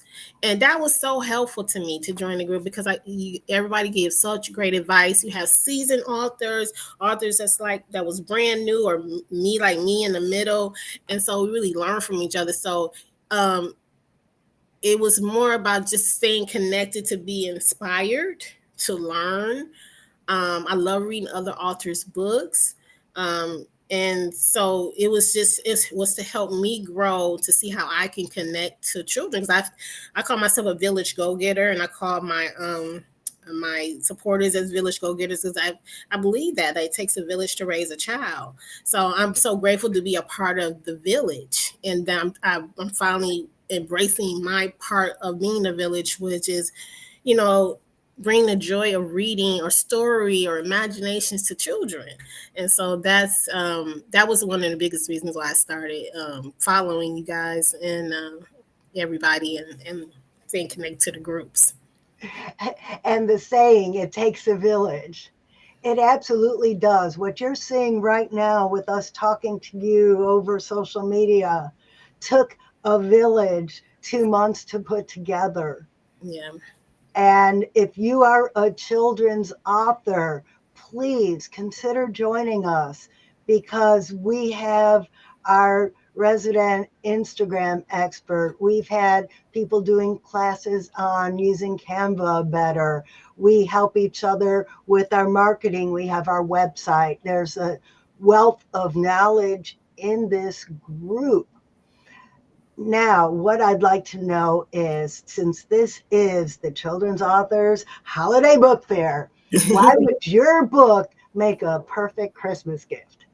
Well, I actually have 8 books. How Tuya. So I end up updating How Tuya Loves Herself. So this is really the second edition, because when I couldn't recreate her exact picture, because it was actually her in the book that's doing everything. So I updated the pictures, but I also updated the back of the book that has activities in it. So I changed some other things. She was in it doing everything, but I added like her mom and that incorporated in it. And so all my books have some type of element to where not only is it about the story, but it has some type of activity that they can do in the back of the book. Because what really actually helped her was to be able to practice the things that were happening in the book, because it was a true story. It was the story about her, and keeping to be able to learn to love yourself. You have to continue to do that, because sometimes the world gets you down, and then you like, how do I get back to loving myself? How do I get back to center? And so this is the one that all children. Originally it was called All Boys and Girls Can Grow Up to Be Healer, but I changed to All Children Can Grow Up to Be Healer, because originally, like I say, the stories were written for my daughter, and people kept asking me more about boy books. I was like, well, I was a single mother. I didn't have boy books, So what I started doing in the story, I started incorporating boys, like I started incorporating brothers and uncles and dads and things like that into the book. So this is the second edition of that. I just changed to All Children Can Grow Up to Be Healers. Then I have another book called Watch Out World, Here I Come. And it's about the journey a baby takes to Earth before being born. It used to be called Baby Heaven, but I ended up changing the title because people kept thinking the book was about grief. And I was like, oh, no, this is about the baby's journey from heaven, because I was trying to explain to my daughter where babies come from. I was like trying to explain where babies come from, where I'll get too descriptive. So it was called Baby Heaven. But the one thing I love about doing vendoring, I do a lot of vendoring where I go to books. We have book events here in Michigan. And so one of my tables, I noticed that nobody was looking at the book when it was called Baby Heaven. And I asked them why. They was like, well, I thought the book, when I explained the book, they said, oh, I thought it was about grief. That's why I didn't look at it like, oh, no, we don't want to read about no babies that's not here anymore. I said, no, it's about the journey a baby takes before being born. They get to choose their family. They can choose what culture they want to be born into, and how, it's just a story about the journey. So I ended up changing the title, and that made the biggest difference. So that's one way I really love connecting with the audience in person, because I get to talk to them and really see, their perspective on things, or even the kids' response to them, because their children come with them and they take the time to actually look and read the book and turn the pages. Then I have another book called Listening to Your Inner Voice.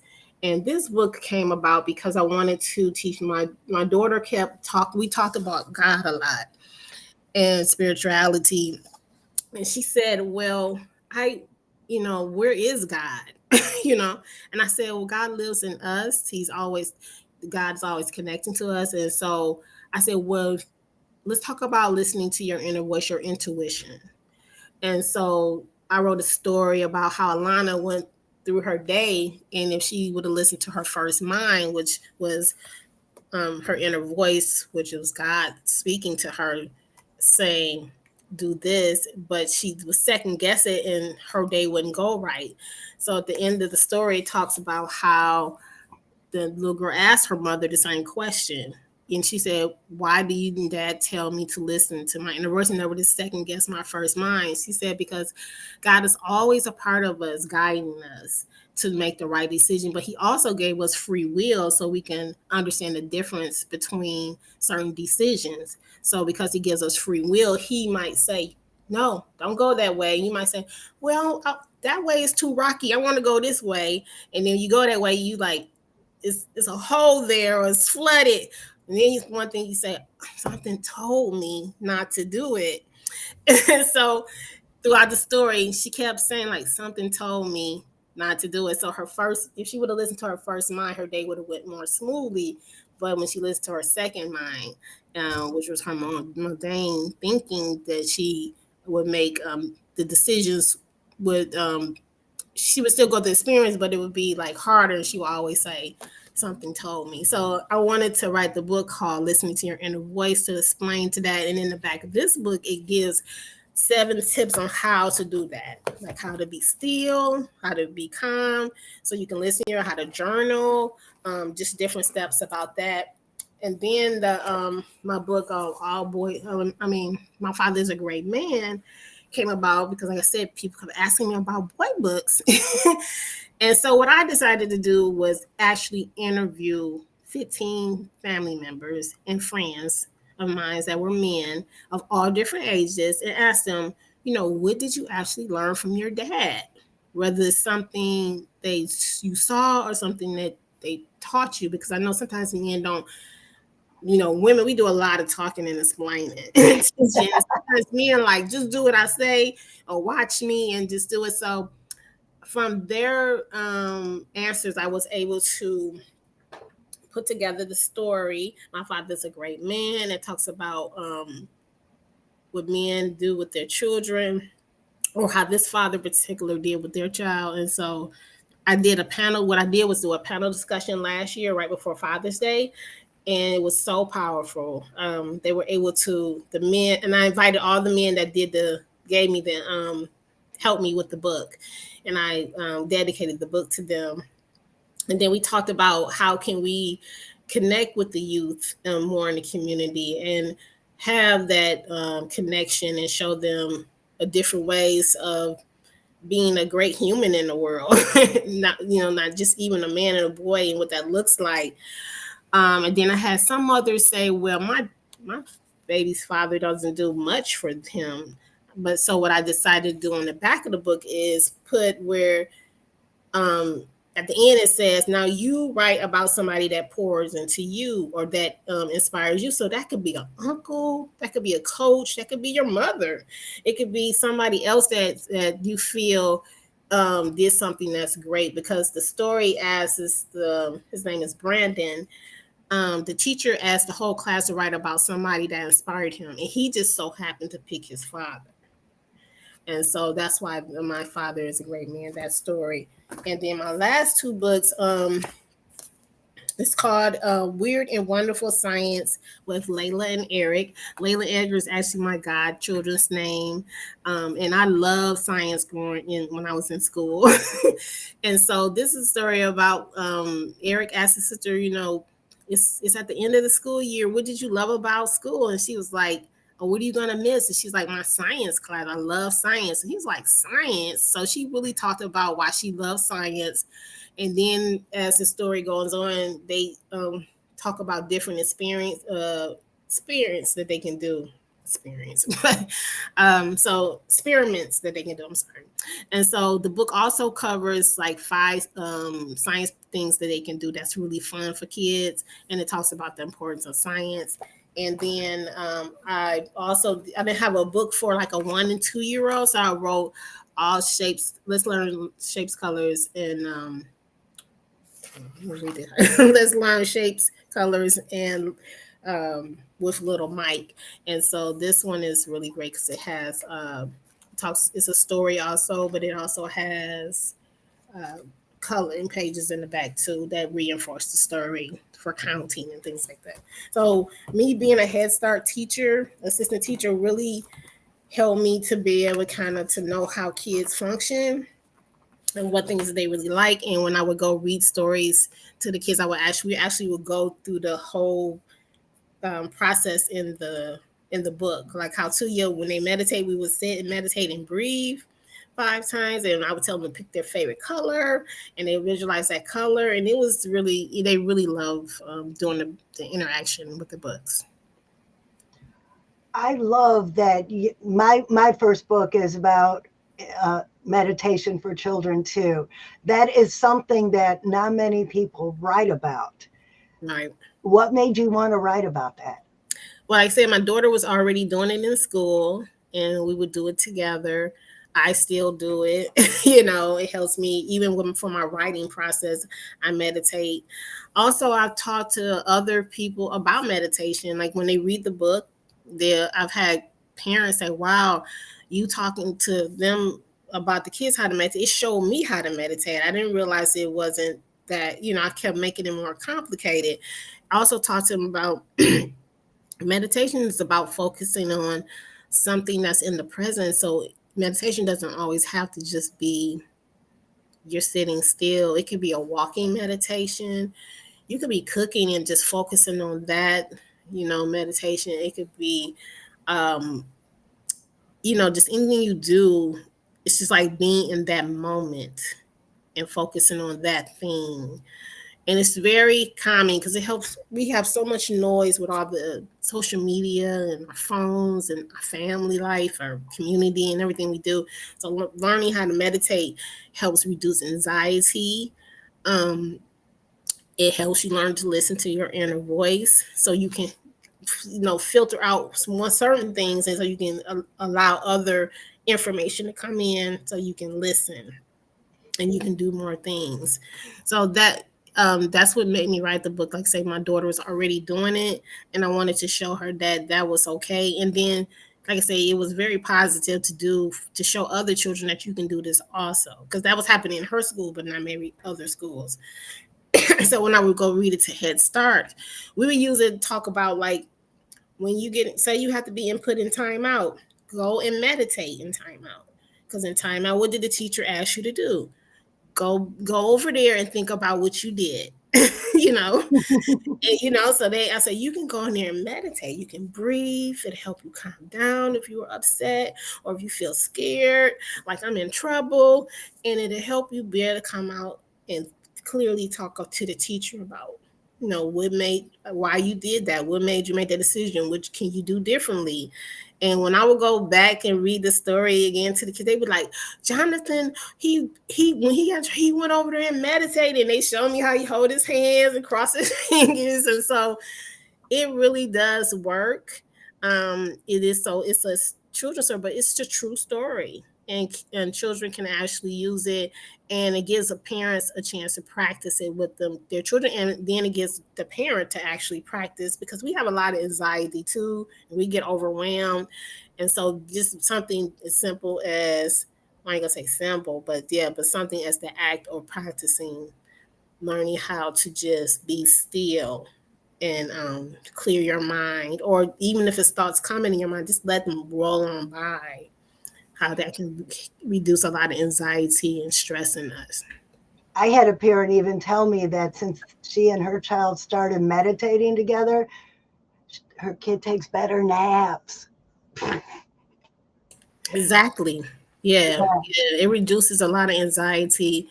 A lot of kids with ADHD, it can help them to get more focused, you know. So yeah, the meditating is really, really good for Oh, kids. and it's like the book you were talking about where she's learning how to listen to her inner voice. Mhm. I've found that the more I meditate, the stronger that voice is. Yeah. So that's what happens in the back of that book. You, like I said, I have 7 tips about that, and it also talks about like even all children can grow up to be healers. We talk about affirmations and prayer. So just because you know, especially when they start becoming more teens, they do a lot of self, I want to say hate talk or talk to themselves that they. So it's like you have to replace those words with something encouraging and loving to yourself. Yeah, these things might be happening or might not be good, but what else good happened? Something good happened even on a bad day. When you have a bad day, so what happened right? You know, to just getting kids or people and kids to just think about it's 2 sides to everything. So yes, on one hand, this thing happens, but on the other hand, how can I um, find the good in that? And sometimes just being still and calm can make you feel like, I mean, make you really think about those things. I got really angry at school. I didn't like that Christian did that to me. And so we talk about that. Let's talk about that emotion, how you feel. Allow yourself to feel that emotion. Cry if you need to. Release that. Meditation also helps you to just kind of process stuff. And then come out and talk about, so what can we do differently? Because it's about problem. Life is about problem solving, you know. So Yeah. the Yeah. one thing that we can give our children is a way to cope with their emotions, and so they can deal with things in life. Because just because you're a good person don't mean things that you don't like is not going to happen. So it's about how you handle them as they're happening. So teaching our children to be able to be centered and calm, or get to a place where they can think clearly to make better decisions is really important. So meditation and listening to your inner voice really helps with that. I can't remember how many times, if you don't stop crying, I'll give you something to cry about. And all that taught me was how to bottle up my emotions.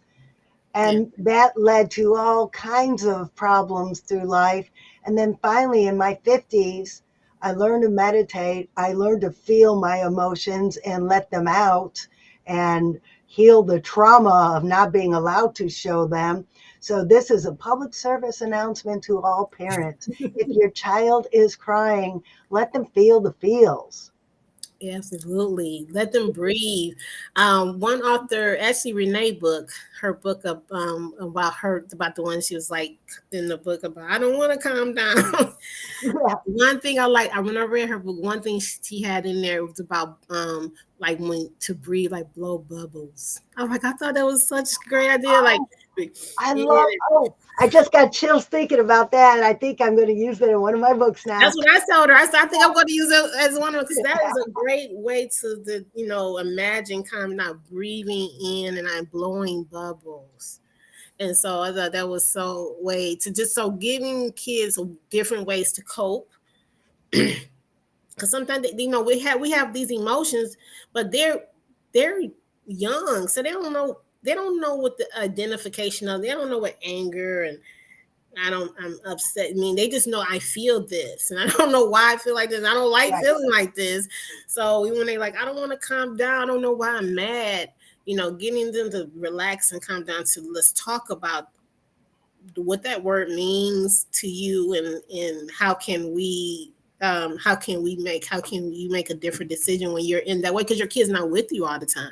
So when they're at school or they're over somebody else's house, grandma's house or something, how do they deal with their emotions and the things that they feel? So yes, I thought that was a great idea to blow the bubbles. Right? But I could really see how your books could be beneficial to people to buy, not only for holiday presents, but any time of the year, because these are some great stories that are teaching valuable life lessons. So as we wrap up, we got a couple minutes left. Tell everybody how to find you besides our QR code up in the corner where you can find Kenya's page with her books and her website. But how else can people find you? Right now, I only have two here on Amazon. How Tuya Loves Herself, but the rest of the books are on my website. So you just go to Kenya's Amora LLC.com. And so it's Kenya, KENYAS, Amora AMORA LLC. Actually, Kenya is my first name. Amora is my daughter's middle name. So I put it together because her middle name means love. Also, tomorrow, Monday only, I'm doing a special discount of all my books are going to all be $10. So go there and get them all for $10 because they're different prices. Four of them are normally $12, and the other four are normally $14. So it's a great deal. You get between $2 to $4 off of the book, and so that's a great holiday if you can get more than one. Get And them all. Get them all. yeah, and then leaving a message you want me to autograph them, and I'll autograph them before I mail them out to you. So that's been really great. So yeah, so thank you so much for having me, and I look forward to listening to all the other authors also. And like I say, go to Kenya'sAmora LLC.com to get your children's gift and add to their libraries. Right. Thank you so much, Kenya. I'm going to invite you backstage, and it's time to play a video. Okay. And now we have another author who couldn't be here because she's busy at a live event. Helen has a two-part video. So here is part one of Helen. Hi, everyone, and welcome to Children's Book Authors Unite. This is our holiday event, and it's our book fair to showcase so many independent authors and illustrators. And I'm happy to be here and talk about my series, the Woofy series. So without further ado, I'm going to share my screen and show you some of my author's journey and give you some insight as to what to expect if you're thinking about being an author yourself, or you're already an author, or you're just curious about the books that these authors are producing.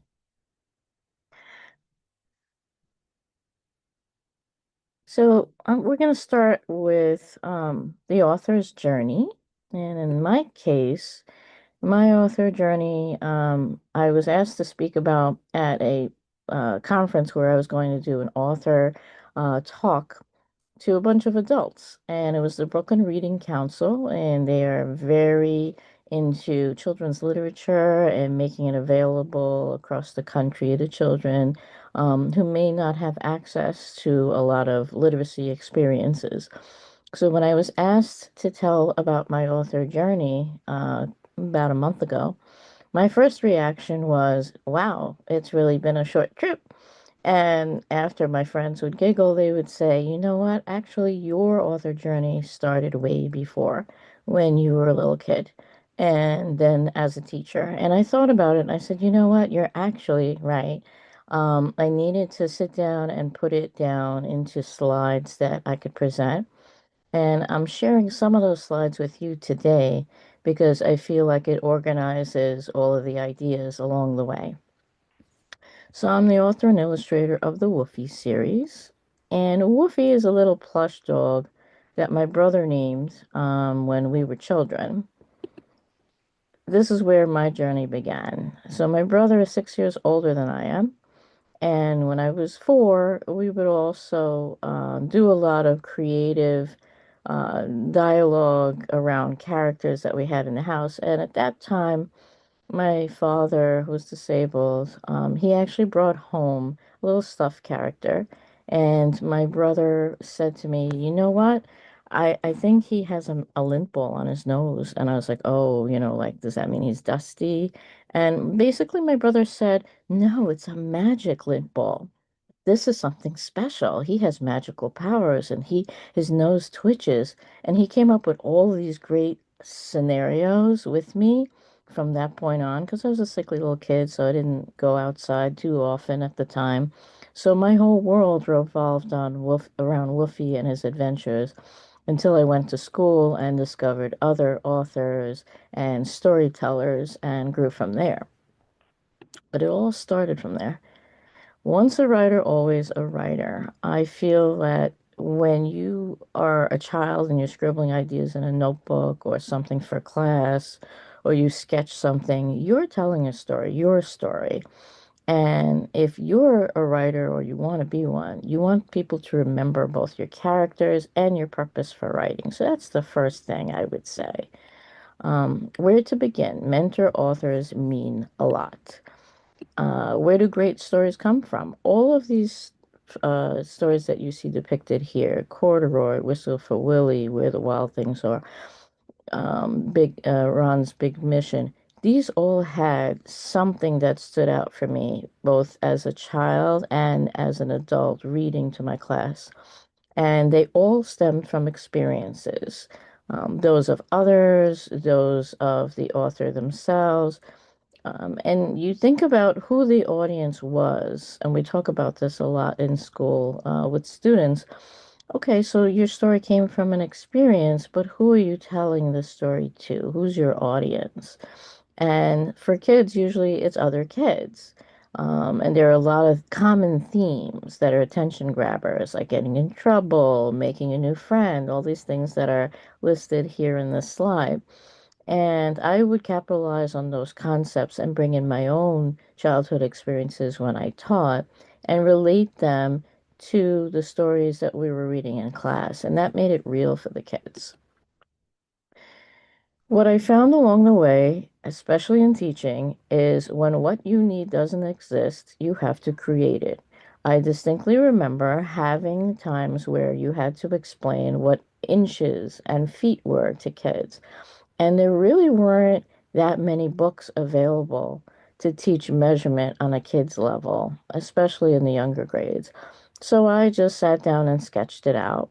And we came up with a classroom book, and the kids would refer back to it over and over again whenever they were doing measurement exercises. Another time we were talking about when children call out in class or they make silly noises. And it dawned upon me that that was something that could be in a book. Like, how do other people react to this child?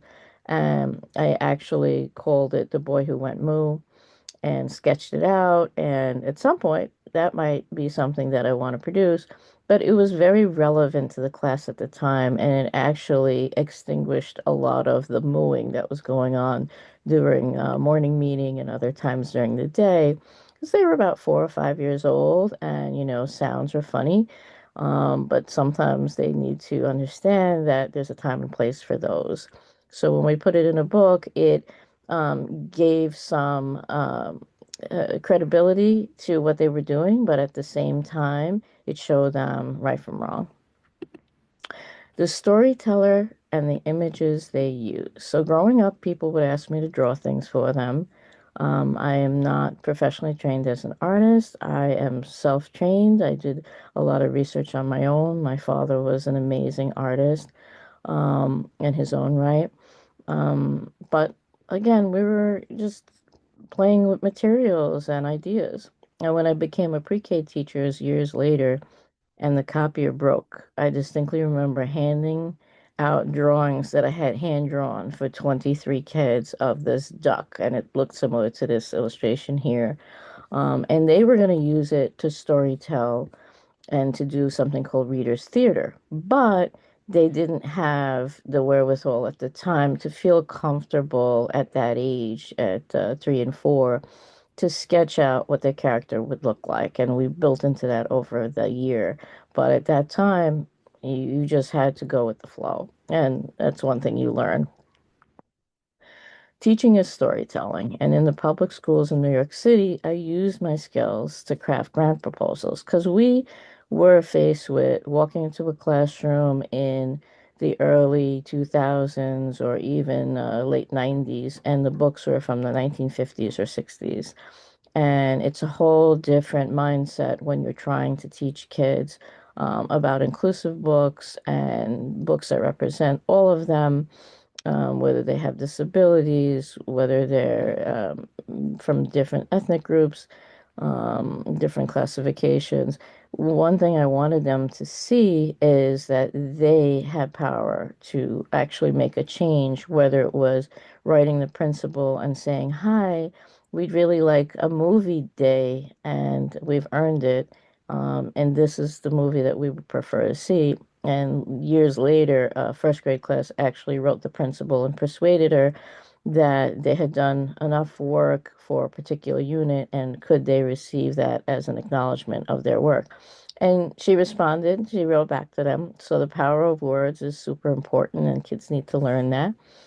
But I started to write these grants and they would get us on apple picking trips. They would take the inner city kids out into different places that they might not otherwise visit. It brought experiences to them. We would have speakers, we would have items, fossils, dinosaur items, books, different craft materials, all because of the writing that I had to do. That was a different kind of writing than authors and illustrators, but you are catering to a specific audience when you write grant proposals. And I was partnered with one of the best school librarians, Gail Wesson, and we raised funds and awareness for Nets for Africa through our writing and our efforts. And that particular fund helped to prevent malaria by providing kids with nets that they could put over their bedding in Africa. And one of my most memorable moments was when a little boy who he had brought $1 in because the kids were allowed to buy an ice cream after they had their lunch. He actually came up and he says, "I want to give you the dollar from Nets for Africa." And to me, that was so heartening because to see a child realize the power of all the things that we had taught into by reading about malaria, by reading books about Africa, and by reading about things related to the cause of Nets for Africa, he made a decision to actually contribute, and that meant a lot, and it taught me a lot as an adult. I've learned as much, if not more, from my students than what they taught me, and so the writing continued in a different form. This one is titled From the City to the Dig Site to the White House, a very odd title. So, teaching in an inner city school with at-risk students meant that I had to find creative ways to engage them. And a lot of times, what I was finding was that they were not interested in the materials, they were not being sparked to be creative or to problem solve. So a close friend had said, if you write a grant and you get it funded, we'll take you out west on a dinosaur dig, on a fossil dig. And I couldn't envision what that would mean or how that would look, but I took a chance. I did my best writing that I had done up to that point to convince them that this is something these kids needed. I couldn't take them with me, but I could recreate the experience once I got back into the classroom. And that was something I really wanted to do. So I wrote the grant proposal. Surprisingly, it got fully funded to go out west and participate in the fossil dig.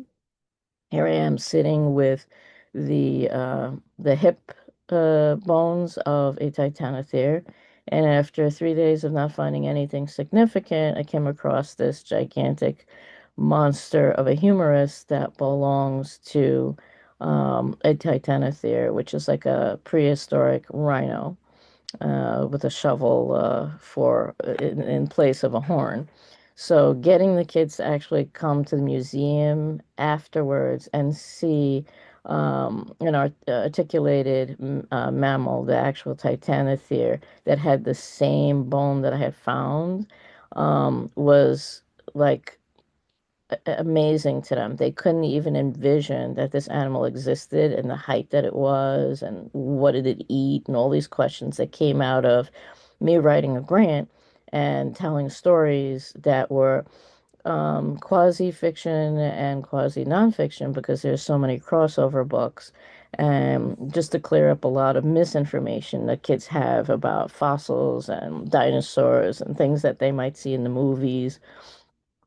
And ultimately, we did a project long term for 3 months, which got them to explain their thinking and what their what their hypotheses were about certain things. And these were little guys; these were kindergartners at this point, and they wanted to prove that some of the mammals were predators, like we have today, and some were the prey, and some were meat eaters, and some were plant eaters. So I made them articulate it as best as they could. They showed it in different ways. So they had to draw, they had to write, and lo and behold, after there was a period of time where the government was frozen, I had submitted all of their work and just kind of forgot about it. And then the day before Christmas, in 2013, we received notification that we were chosen as winners in something called the President's Award for Excellence in Science and Mathematics Education. And it was a national award. And the next thing I knew, all of that writing led to receiving the award and being presented the acknowledgement in person by the president at the time. It's an award that had started in 1983 by Ronald Reagan and continued over the years. And all of these teachers, out of the 5,000 some odd teachers that had submitted, it had been narrowed down to 101 of us. And I was proud to represent New York State for science. But these are all early elementary childhood teachers that really put forth an effort to turn ideas into concepts that kids could relate to. And that was probably like the highlight, one of the big highlights of my career. So let's say you want to be an author, but where do you begin? And you basically have to do a lot of research because these were concepts that rolled around in the back of my mind for a while. Like, how do I do this? What's my why? Who's my audience? And then I started to look at, for 2 years, watching different Facebook groups, who are other people trusting to print their books, to make plushies, to promote their books? These were all questions that I had, went through lots and lots of webinars and a few in-person summits. Um, and I can speak to the fact that the more you do in terms of that research, the better your business is going to be. Because ultimately, it's not just you're writing a book for a grandchild or a friend or, a vanity idea that you have. This is something that you want to turn into a business. And, in the same sense, you're also sharing your vision with others. So after doing all of that research, I made some critical decisions that would then guide me on the rest of my journey.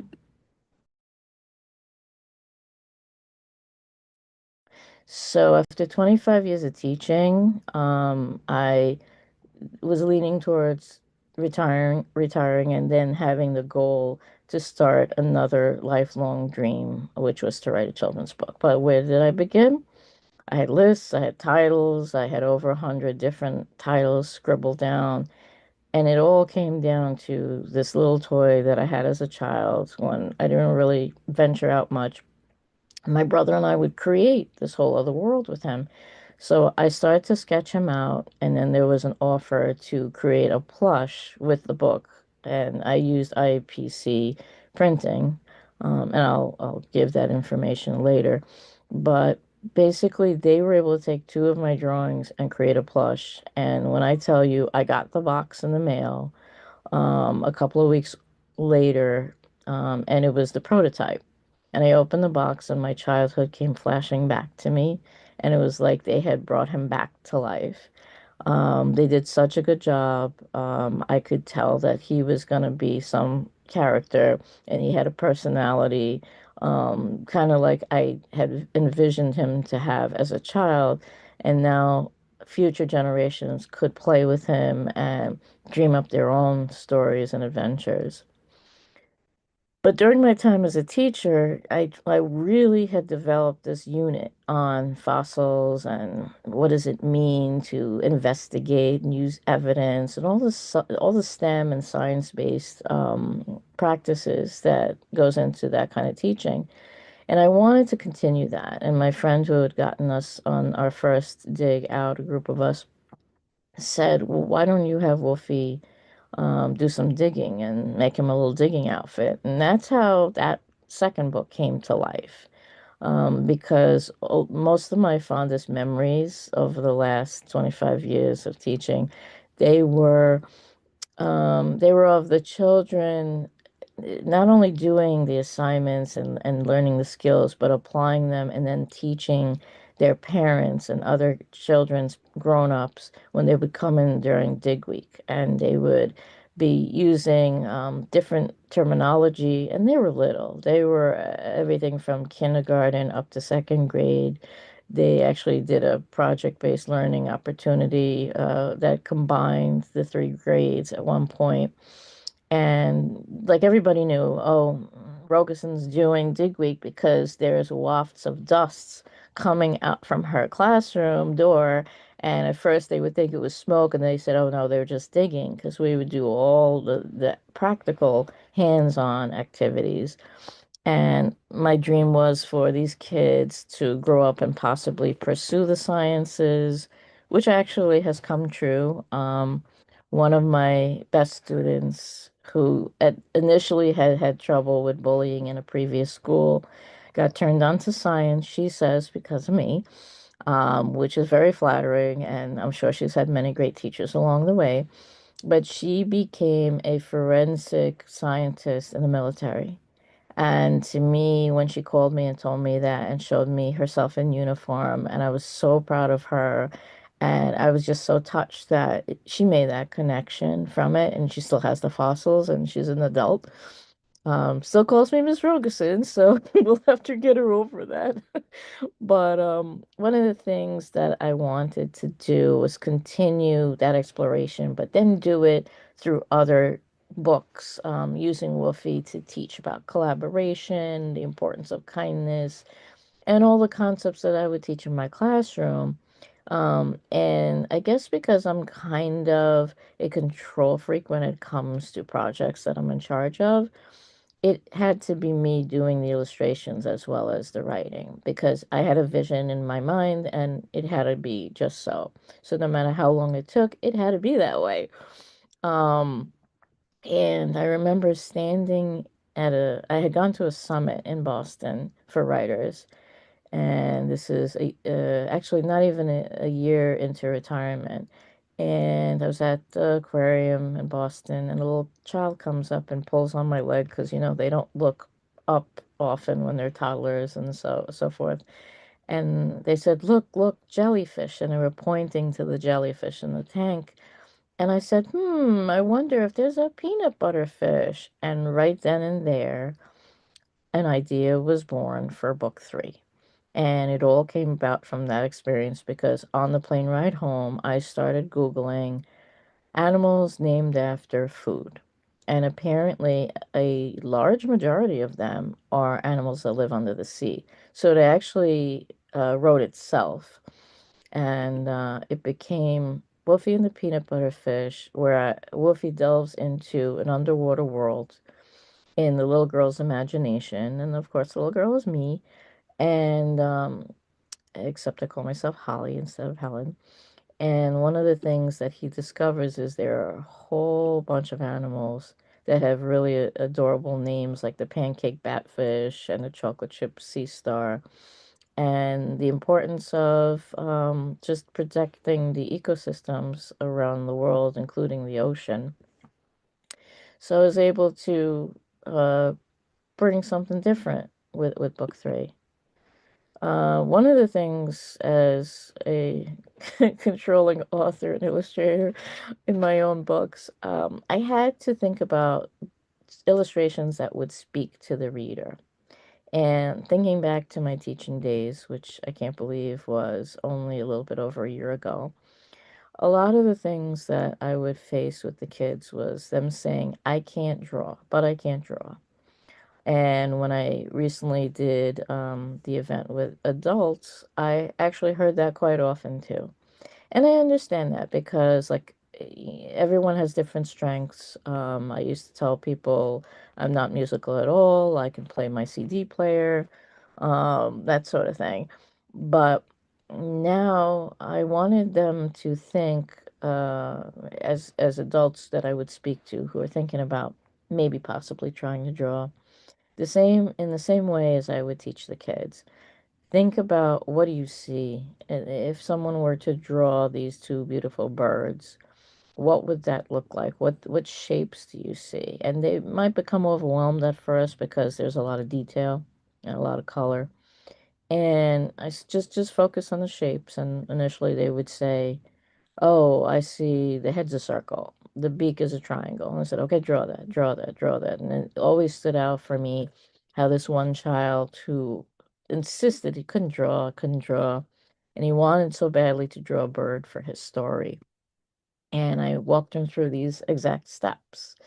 And as he started to draw them and connect them, he stepped away and he said, "Oh my goodness, I drew a bird." And he was so proud of himself. He actually became one of the better artists in terms of being self confident, being able to produce a lot of artwork, despite his initial feeling that he couldn't draw. And people can talk themselves into and out of things, as we all know. And it's also about the support you receive, and that's a very important thing as both a reader and as a writer. You have to have somebody or some family or friends or both that stand behind you, no matter all the ups and downs and the crazy roller coaster that it can be when you're first starting out, and you want to get your ideas into print and you want to get your book out there. So, for an example, I'm going to use this sketching board, and I'm going to see if I can do this using my iPad, because what I want to do, I clicked on there so you can see. So here is my circle.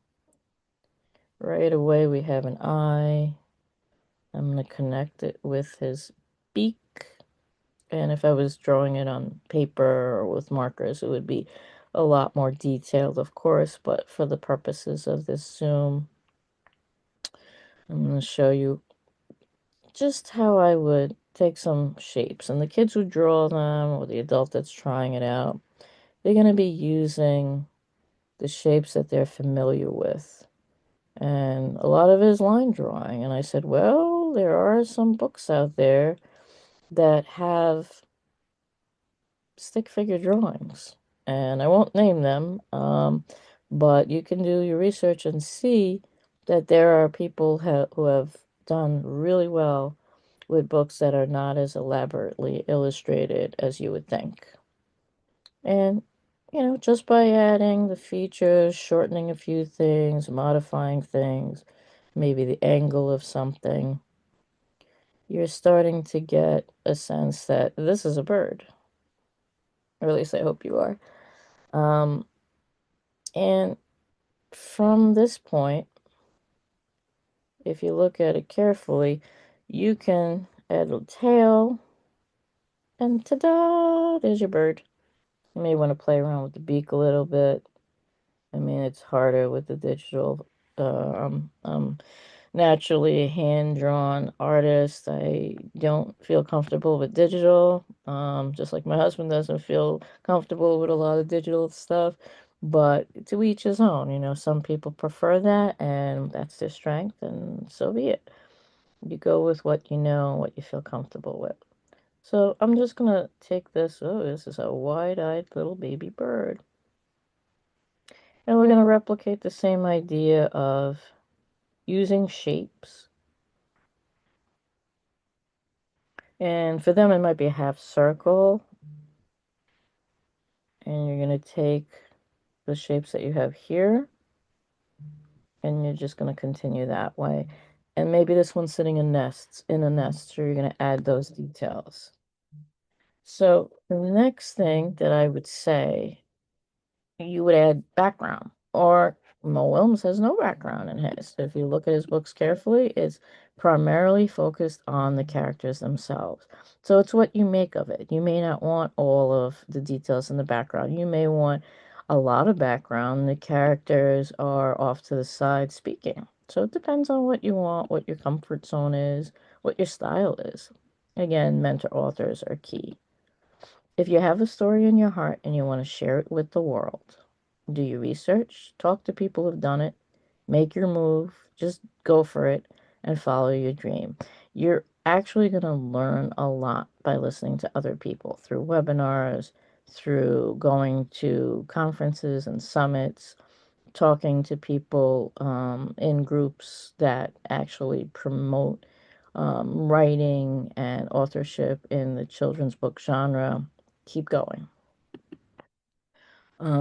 Links to my books, plush, and author services. I do coaching.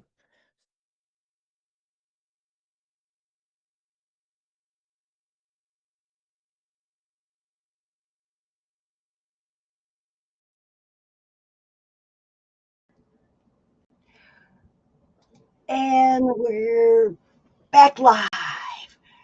I did not know that Helen was going to give us a whole lesson on art and drawing. That was absolutely fantastic. I'm just amazed at the wealth of knowledge in this children's book authors group. It's just simply amazing.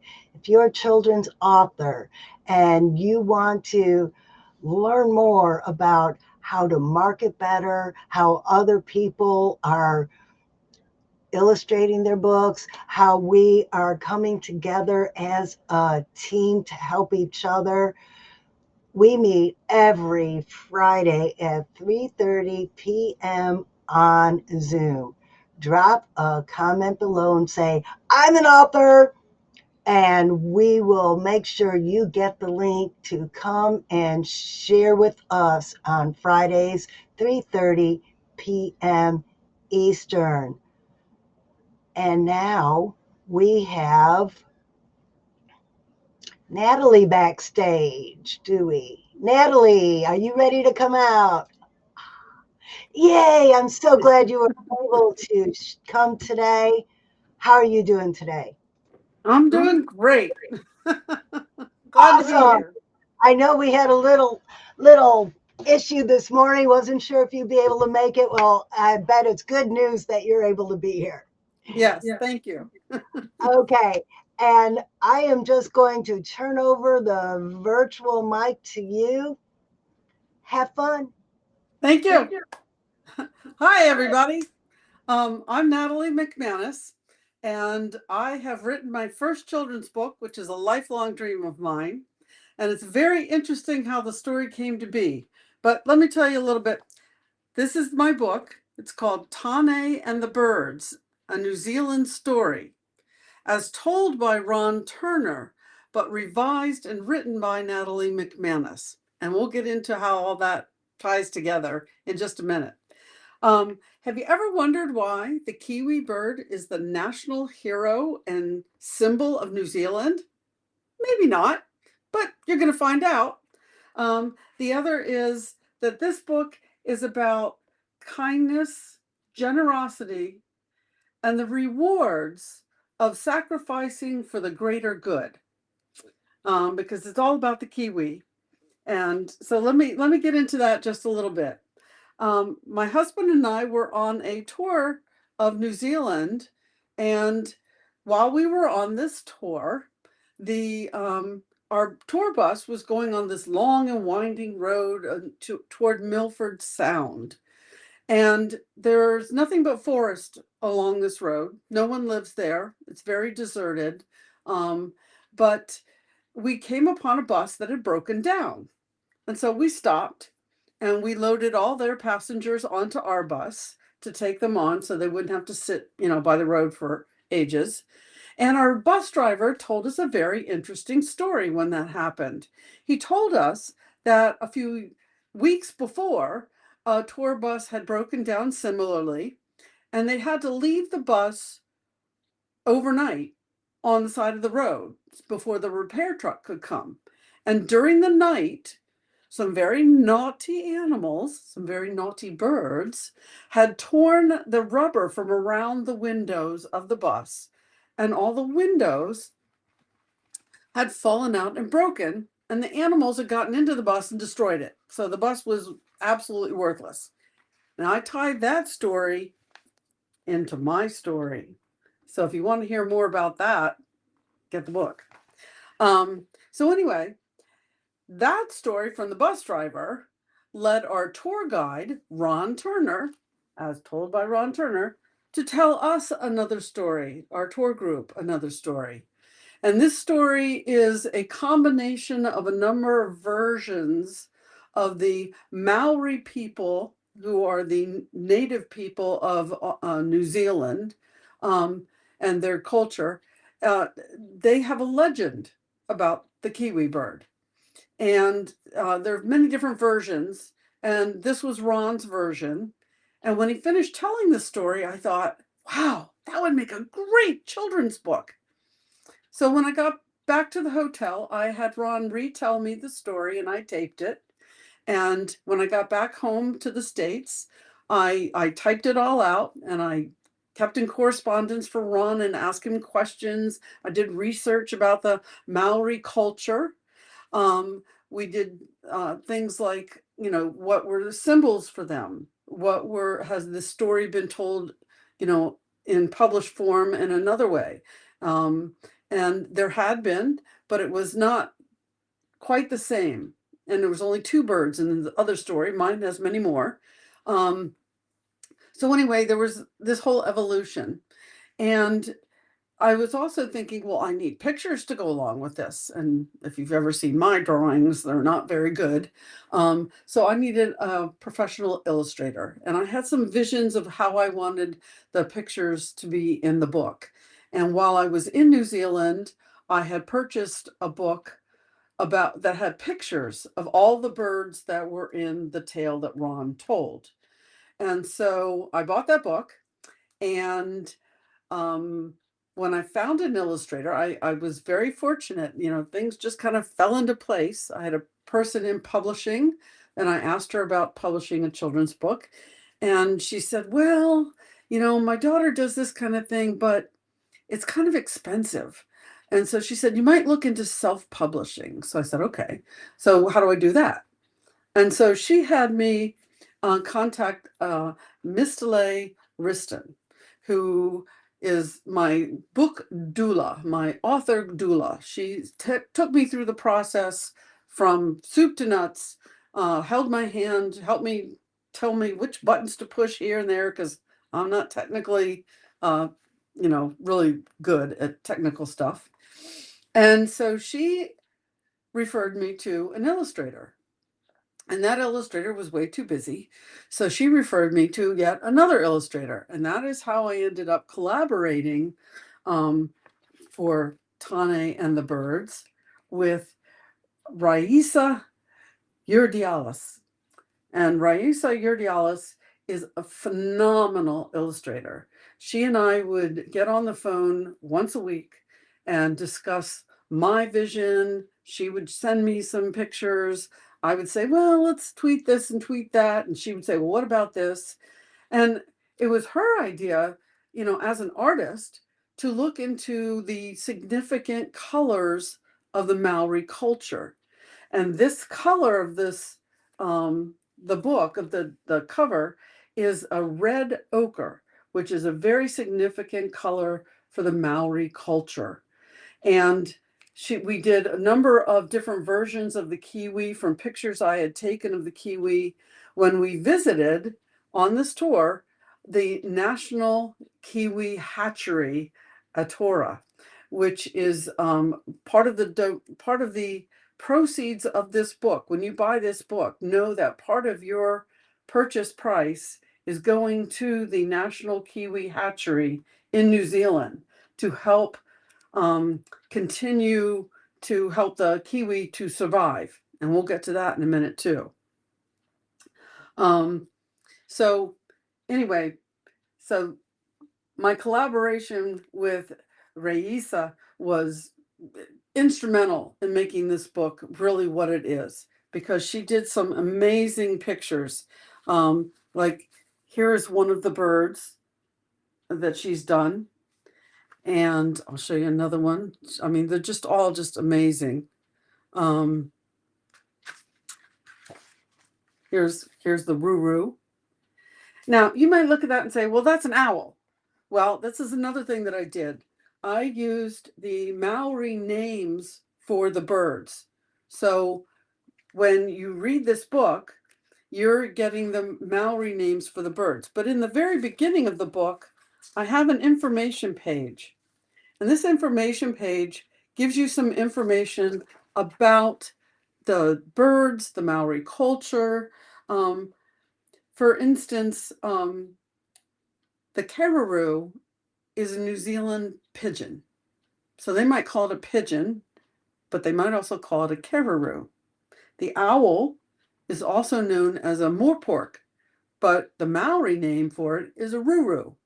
I like the name ruru. I thought it was more fun. The other thing was in the story, it's Tane and the birds. Now, Tane is the forest god, the god of the forest. And the god of the forest protects the trees and the animals in the forest.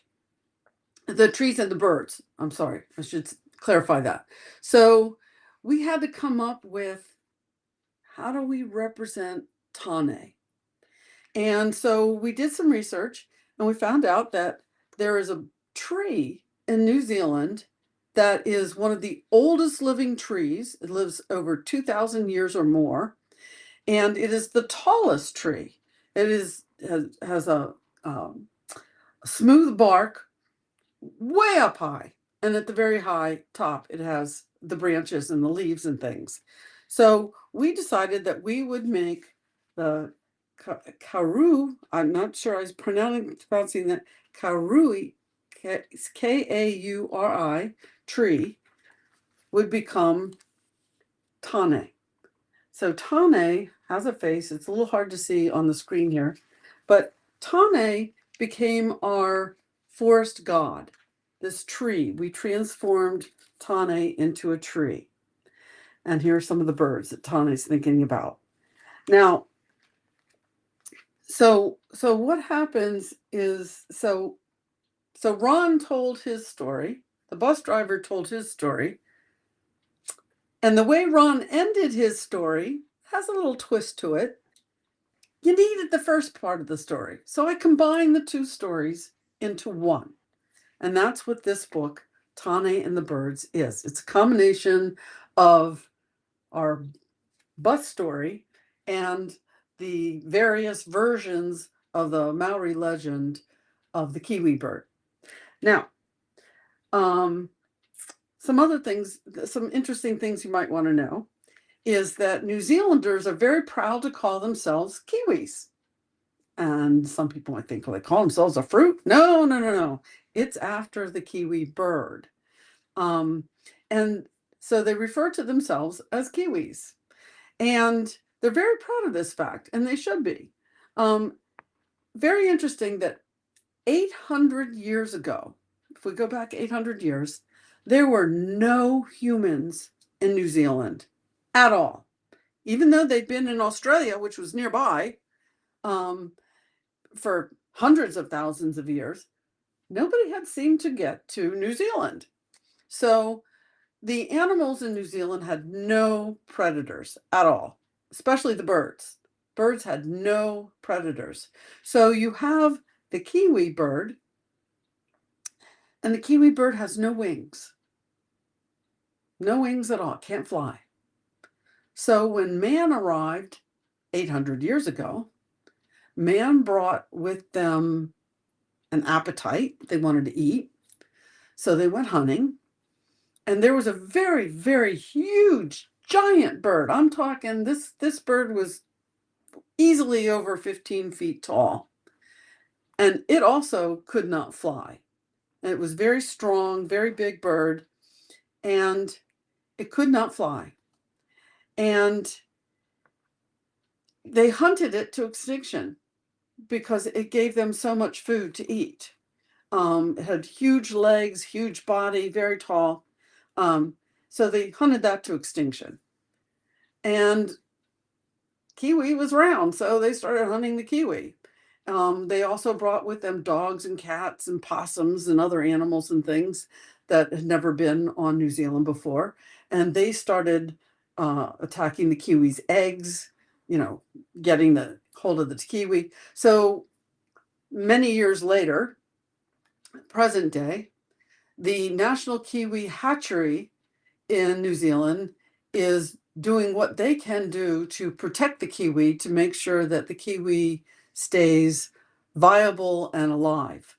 And so they take the eggs and they incubate the eggs and they raise them for a number of months.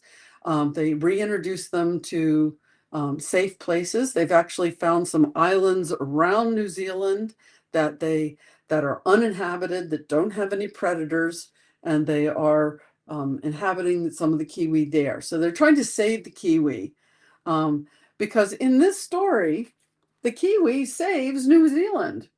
So the legend is basically the Tane is looking out over his beautiful New Zealand land.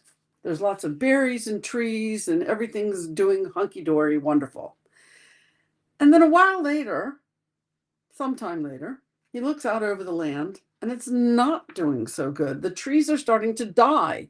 They find out, Tane sees that there are these nasty bugs and worms and beetles and things that are eating the roots of the trees and killing them. So Tane thinks, oh, what do I do?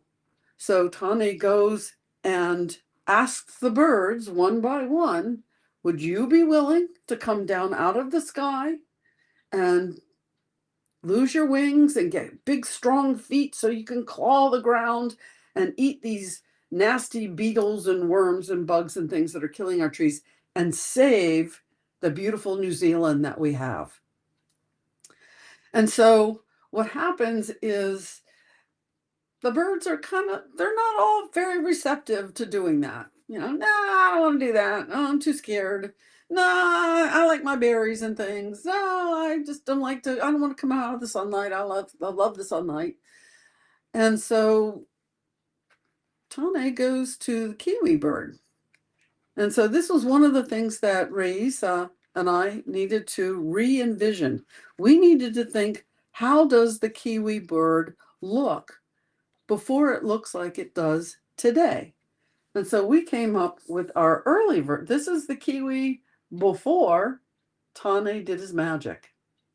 So the kiwi bird says, yes, Tane, I'll come down out of the sky. I'll give up my wings. I'll get big, strong feet so that I can get those bugs. And I'll save the beautiful land of New Zealand.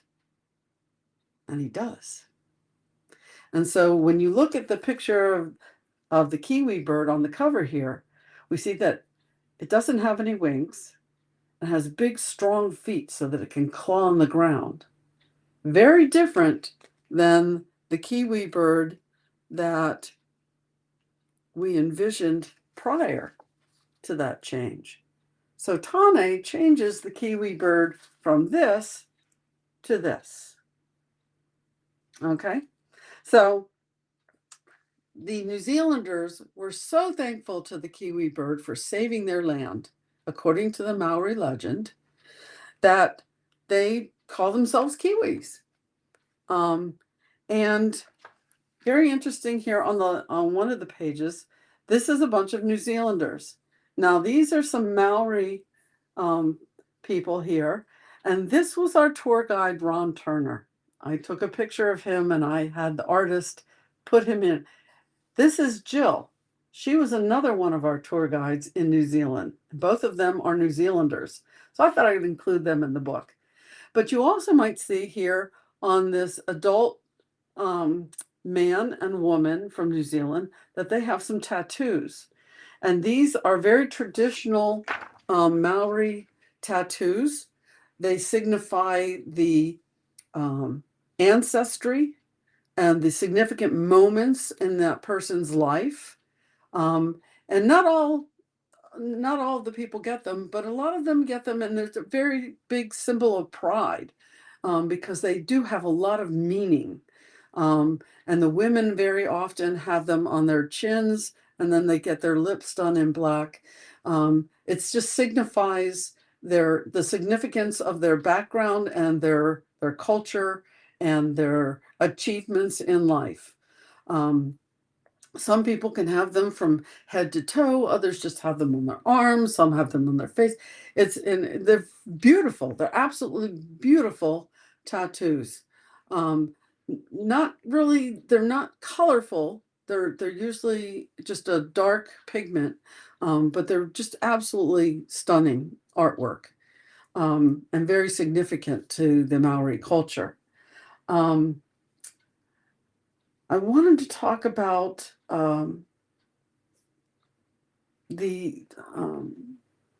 my collaboration with Raisa a little bit more. Like I said, we would talk once a week. We would come up with ideas. We struggled with Tane. Tane was a tough one, but we got him. And the other thing that Raisa did was she how am I going to say this? Let's see here. She gave me some really good ideas. Now, I have to say, if you look on the cover and then you look on the first page, okay, you will see that the two kiwi birds look a little different from each other. And that's because I took a bunch of different pictures of the kiwi bird from museums, from the hatchery, from different places, and we chose the ones that we liked the best. And originally, we came up with this kiwi. And my daughter saw the book and she said, I love the story, I love the kiwi, but not the cutest animal you ever saw. And so we started thinking, well, maybe we should change the picture on the cover. So we went with a picture that occurs later on in the book, a little cuter. And so you'll see this kiwi on the cover and in the story. And you'll see our first version of the kiwi just inside the book. So that's a little information that most people won't get. I hope you're interested in reading this book, Tane and the Birds, a New Zealand story. It is available on Amazon, and it's available in Australia and New Zealand at amazon.com.au. Ron Turner, who told me the story originally, has been in contact with me. He has gotten the book, and I have to say he gave me the biggest compliment that I've gotten of all the wonderful reviews that I've gotten for the book. And he told me that the written word was better than the spoken word. So that to me is high compliment for all the work that I put in. I really wanted to hold true to the story, but I also wanted to add to it. And I hope that I've given a lot of new information about the Maori culture, about the kiwi bird, about all the different kinds of birds that are in the story. There is another another bird that was particularly interesting for us. And this is the Kia bird.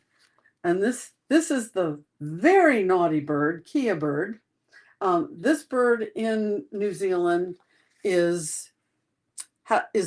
can be very ferocious, and is actually known that it has killed sheep at its worst. And it turns out it was the Kia bird that tore those rubber casings around the windows of the bus and tore them off. So you will see a picture of the Kia bird near the end of the book. And that's one of my favorite pictures too. But I just love the kiwi bird. They're soft, fuzzy little kiwi toys that they sell in the gift shop that I brought home for my grandchildren. I have to say that everyone that's been reading my book and giving me the reviews, and I asked them to please be honest, they really have enjoyed it. It's a unique story. It's a new story. actually combination of a lot of stories. And I think that the illustrations have just been so well done that they can be really enjoyed. One of my friends said that her child loved the pictures of the birds so much that she kept trying to pet them, to pet the pictures, which I kind of got a kick out of. I'm going to read you a synopsis on the back of the book, just for those who might be interested. The god of the forest, Tane, is concerned that the beautiful, colorful trees of New Zealand are dying. When he discovers that it is because some terrible bugs, worms, and beetles are eating the roots of the trees, he decides to ask the birds if they would be willing to give up their wings to live on the forest floor, getting rid of these pests to save the beautiful New Zealand land. Tane finds that only one of the birds is willing to make this sacrifice. This is the tale of how the kiwi became the national hero of New Zealand. And again, I'm donating part of the proceeds for this book, and I've actually sent a number of the copies of the book signed by me to the National Kiwi Hatchery in New Zealand. They're going to arrive there next month when my son goes to New Zealand on his honeymoon. And I've been told that they are coming, and I've asked them if they would sell them in their gift shop so that we can spread the story far and wide. Ron Turner is telling everyone he knows about the story down there in New Zealand. And I have cousins in Australia that have also found out about the story. So I'm hoping that it gets read far and wide. It'd be a great Christmas gift for any child. It's appropriate for ages 3 to 13. And I say that because there is a lot of learning information in here. It's not just a children's story. The language is kept to an elementary school level, but the information that they get about New Zealand and about the Kiwi and about the culture, especially on the information page that's just inside the book, it is a book that can be enjoyed by children of many ages. And I've had some neighbors whose children were 10 and 13 who read the book, and they really enjoyed it and learned a lot. And they're more interested in learning more about the Kiwi and New Zealand. It's a beautiful country. It's got so much history involved in it. And I think that this might spark somebody else to go to New Zealand. Highly recommend a good trip to New Zealand. Anyway, that's my plug for Tane and the Birds, a New Zealand story. I hope you'll consider purchasing it for your loved ones for Christmas or in birthdays or just for the heck of having a children's book in your library. I know I've been collecting children's books for many, many years. I've got bookshelves full of children's books. I love reading them to children. I love reading them to my grandchildren and to my neighbors' children and whatever. I was the neighborhood babysitter when I was growing up. And so one way to entertain the kids was to read stories. And I fell in love with Dr. Seuss books to start with. And I've always wanted to write a children's book so that I could pass that on. I hope to write some more in the future. This one is not written in rhyme, which I am famous for on my Christmas poem every year. So hopefully my next children's book will be written in rhyme. And I will definitely make sure that I reach out to Raisa to illustrate for me. And wow, I can't think of anything else I can tell you except, happy holidays and Tane and the Birds. Thank you very much. Thank you, Natalie. I really love your story. It's unique. It's not something you're going to find anywhere else. No. I'm sorry. I was just listening to your story. Did you tell everybody how to find your books? They can find my books on Amazon.com. There's also Anna McCabe's bookshelf. That's right. We talked about that yesterday. Yes, which I've forgotten the name.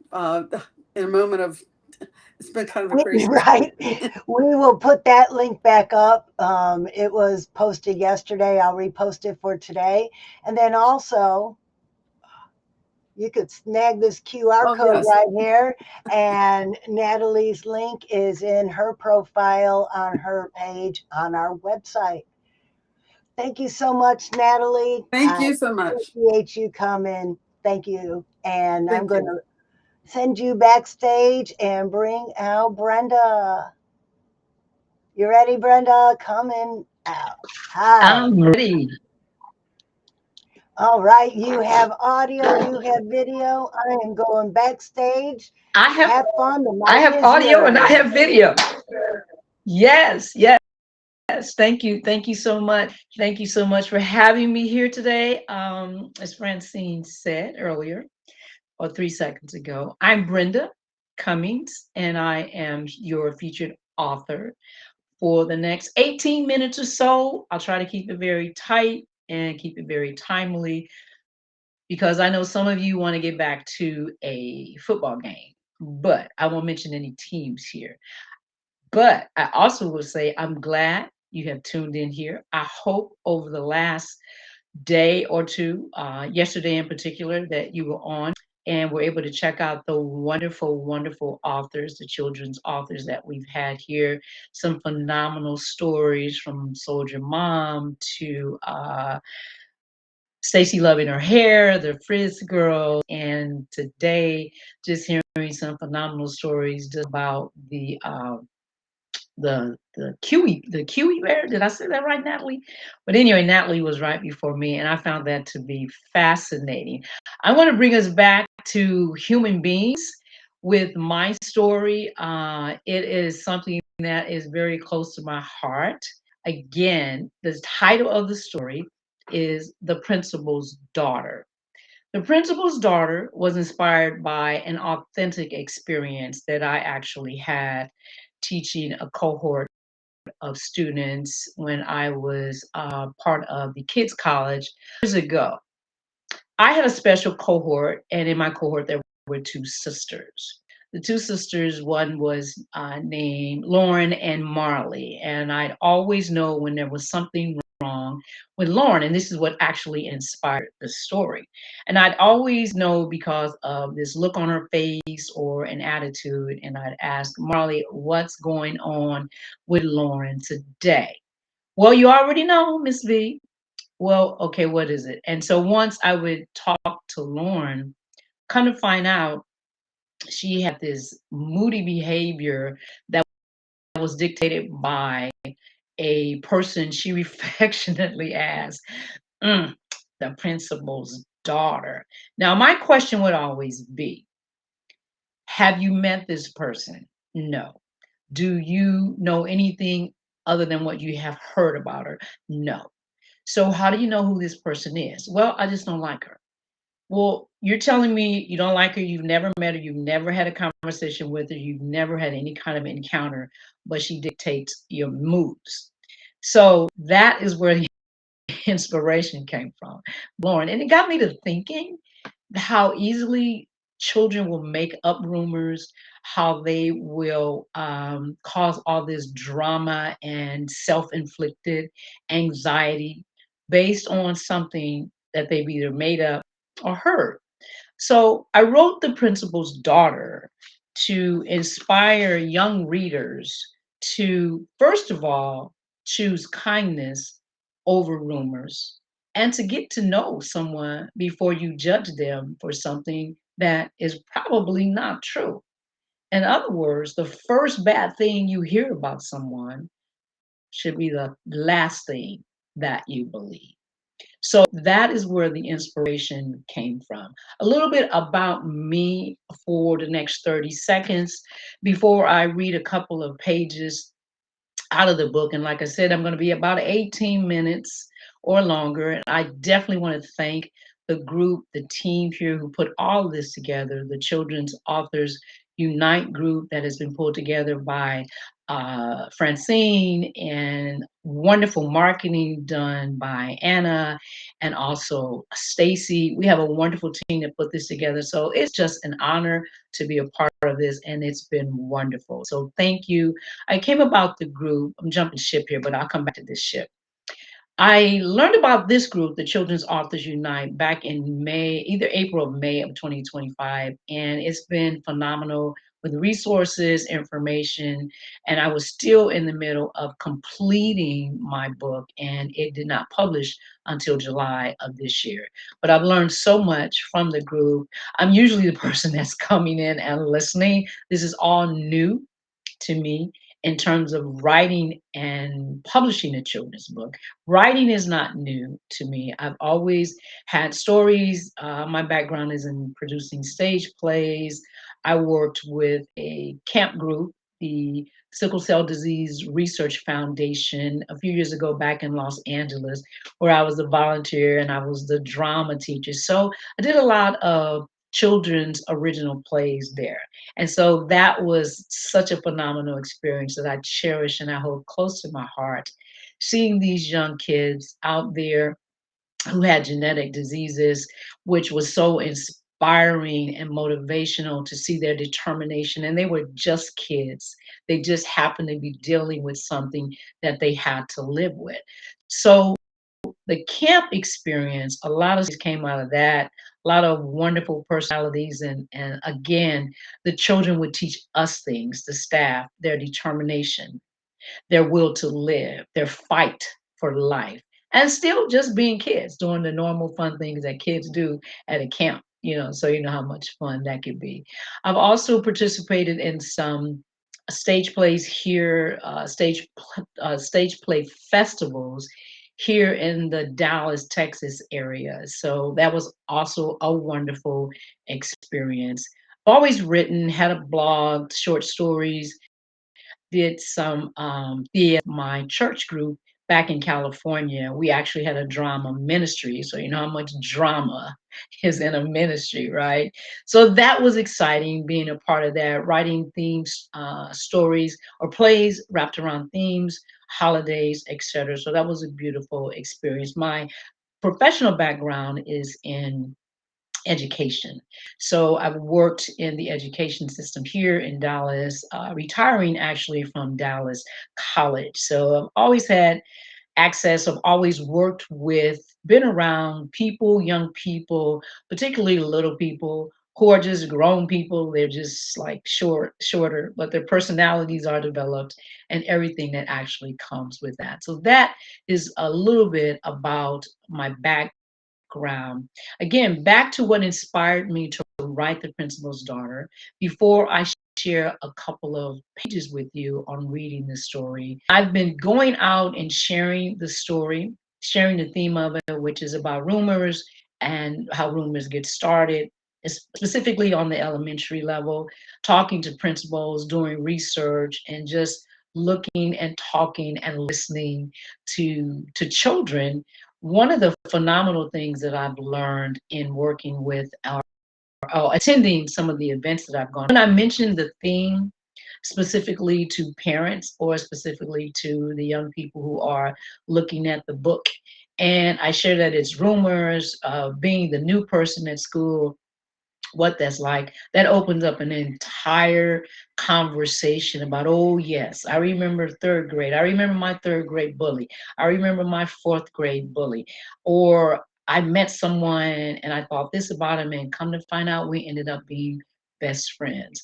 We all have those stories or have heard something about that. And so that's what's also amazing when I come up and I share what the theme is about.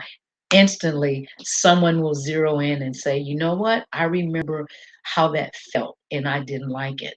So we also talk about social emotional learning, excuse me, and how you deal with anger and how you deal with competition. If you're the person like the hero in our story, if you're the person like Lauren who has won at everything, she doesn't know defeat, has never really experienced that. And so part of the theme about the book, how she actually deals with someone new coming to her school. And then what is that going to do for her in terms of her position or her crown, if you will. So that gives you just a little bit of background. And again, I just want to share a few pages with you and tell you where you can actually purchase the book. And would love to hear your comments. Right now, people have who have read the book, and the toughest critics, who are the children, right? They will tell you if it's whack, if they liked it, if they didn't understand it, or how you could have done it better. Or, you know what, Miss Brenda, that was me. I was that person. And it starts conversations which help us to get to the other side of that, or how to deal with that the next time. Or how do you think that would make you feel if someone started rumors about you and they weren't true? So it creates an opportunity for discussion. So I'm going to take this time to share a little bit, maybe read a couple of pages for you to give you an idea of what the story is about, and certainly hope you will take the next step further and just click on, like you have done with all the stories on here. I know it's so much to choose from, but how about this? You just take all of them, because we all have something to say that's either a message, a lesson, or how to on our characters. And I also want to add that the book is also in Spanish, which, did I get that right? Bear with me. I don't want to have technology trauma here, but the book is also in Spanish. And I want to share something that's really exciting about actually having this available in other language, as many authors on here shared what other languages that they have their book in. Cool thing about yesterday being at another event, another book fair, was there was this young lady who came in with her grandmother, and of course they went around and they looked at other books that they were interested in. And as they were about to exit the fair yesterday, that I was honored to be able to attend yesterday, the young lady saw that the book was in Kinsey. Her name was Kinsey. That the book was also in Spanish. So she pointed out to her grandmother, and they walked back over to my booth and picked up the Spanish copy. And her grandmother asked her, "Well, what do you think? Do you want this copy, or which copy what would you like?" So she read through the display, and I just saw her head nodding, just agreeing with what she was looking at. And then she started smiling, and she definitely said this is the one that she wanted, and she wanted to be able to share that. So that was really cool for me to see that. So that was a blessing for me. So what I'm going to do now, if you just stay with me for about 7 more minutes, I'm going to read a little bit from The Principal's Daughter. Now, I am not going to, well, I'll try to position that for you. Again, no technology trauma, just want to give you an idea. So this is Brenda Cummings reading a little bit from The Principal's Daughter. The last day of our summer festival ends today. New kindergarten classes want more time to play. Third and fourth graders souvenirs. It's their first week tradition of every coming year. Lauren loves the back to school groove, except for one awful week she had to remove. It began last spring during the Battle of the Best, the all-school, all-city super talent contest. For Lauren, that was a bad memory of a special newcomer league, top winners, losers, and team MVPs. Day one was okay, but by the end of the week, an unstoppable show-off set a record-winning streak.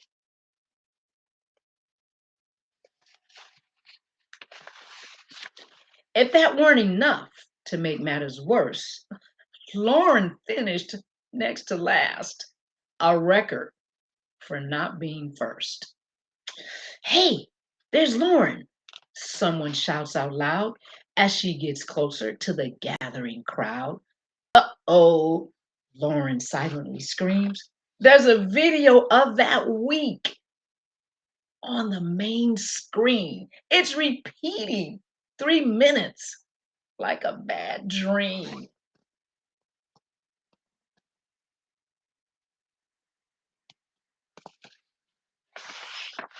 Lauren dashes out back, trying to forget, but nothing prepares her for what she sees next. A pint-sized girl jumps out of a blue SUV parked in a space marked Principal D.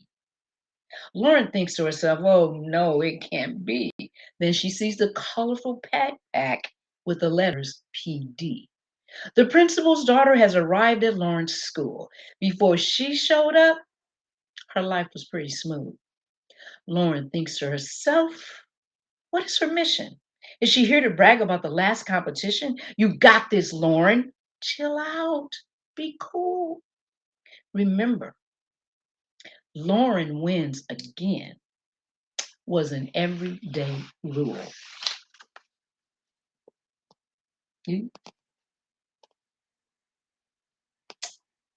No technology trauma. Stay with me. Lauren earned first place in everything. The smartest, the fastest, the best fifth grader who sings. First place in soccer, swimming, track, science fair winner, and plus the best looking hats. Spelling bee finals and chess champion 2. Will everything change with the new girl at school? This is our Lauren. Let me try if I can see if I can get this right for you. Anyway, that kind of gives you an idea of Lauren and what she is facing during, of all times, Kindness is Cool month. So she gets to find out just how cool she can be under the pressure of new competition, so she thinks. She gets to learn what it's like hearing rumors that may or may not be true. But I'll leave that up to you to find out. That's my 18 minutes plus probably 2 or 3. I would like to add, if you would, please, you can find The Principal's Daughter, both English and in Spanish, here on our website. If you click on, I believe, the QR code I'm supposed to. Am I pointing to it correctly? If not, no technology trauma. There is a QR code, and I'll wait for Francine to pop back in. But I am Brenda Cummings. I thank you for your time and making time for us today. And like to again to invite you to check out the QR code where you can get more information. Ah, there we go. Okay. There we go. Right up there, And right you up can there. also go to Amazon. Thank you so much, Francine. I hope I was pointing correctly. I don't want to do technology trauma here, but the No, book is you available, were like I said, perfect. on Amazon.com. Amazon.com. And I would love your support. Currently, right now, it's at 4.5. It's for educators, Sunday school teachers, anyone that is dealing and that children and want to teach a lesson. Everyone on this, the last 2 days, have fabulous, phenomenal books and stories. I'm especially interested in anything that's going to uplift, inspire, and encourage our children of today. What I love about this group is meeting so many children's authors, and I've met so many from across all genres. But the phenomenal thing is all of us have a story, and every story that we're teaching needs to be told. And I love it because my story may be different from your story, but there's a child out there somewhere that will benefit from your story. And that is the fuel that I believe will continue to keep us all going, even when we get tired, weary, discouraged, and hurt, that we will keep going. And that is what we will teach our children. Thank you so much, Francine, for allowing me this opportunity. And I hope I haven't gone too far over my 18 minutes plus. You have But not. You have not. yes, You are absolutely perfect. yes, ma'am. Sounds like you have a house full of people. A house full of what? Sounds like you have a house full of people. No, no, that's probably my echo from my Oh, okay, okay. yeah, my I have are you hearing a real bad echo? No, well, you mentioned a football game. It sounds like people cheering in the background. No, I said that because I know this is football Sunday for people, and I'm thanking everyone that comes on it that takes a look at that. That's what I meant by Right. I know there's games, but I didn't want to mention. No, we did football last week, just a whole marathon of football during a holiday season when we had a trip up to Nebraska, so that was exciting. So that was pretty much nonstop here, but yeah. So anyway, am I the last person? Did we save the best for last? Should I Well, assume that? almost. I still have Stacy's videos to show. Yes, yes, yes. Okay, good. We're going to be Absolutely. hearing from the 1, 2, founder of 3. the Frizz Girls. Yes. Okay, yes. Okay, so Stacy's coming up next then. Yes, she is. Yes, she is. Okay. By the way, you did a fabulous job. Thank you. Thank you so much, Francine. I'm looking forward to more fun like this. This is all, again, I keep talking about not doing technology trauma. So for me, this is new. I mean, I've done versions of this, but to come on live and there's nothing you can do. Live is live. Live is live. We've seen all I can say is we've probably seen worse. That's it. I think we all I did. tried to do. We all did a magnificent job. This was Yes. the prototype for future shows. So if you enjoyed what you saw today, stay tuned Absolutely. because there will be more. Yeah, that's it. Yes. Show us those books. I love that There your you books go. are also in Spanish. Yes, yes, it was amazing. Yes, yes, yes. Thank you so much. Well, should I wave out goodbye, or are we just gonna fade out? Well, I will send you backstage and start showing Okay. Stacy's video. All right. All All right. right, Go get bye. on, Stacy. Thank you. Thanks, Francine. Thank you. All right, and now I am going to play the beginning of the Frizz Girls, and then there's a part 2, so don't go away.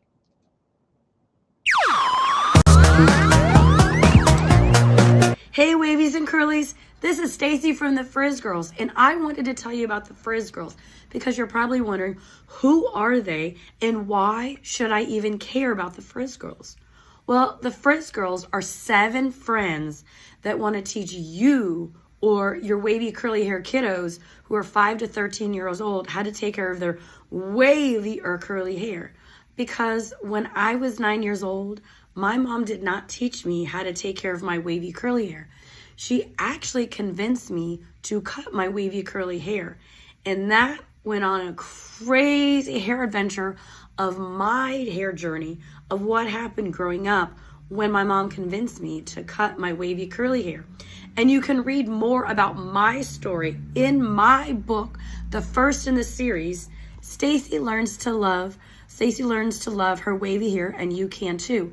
And I wanted to read a little bit of my book to you and then explain and share with you why this story, as well as the Frizz Girls, are so important to me and why they should be important to you. So let's get started. So the story goes, Dear wavy or curly kiddo, when I was 9 years old, I didn't know how to take care of my long wavy brown hair. My mom used to fix my hair for me. She'd put it in a ponytail, side ponytail, pigtails, or clip the sides back with colorful plastic barrettes shaped like bows.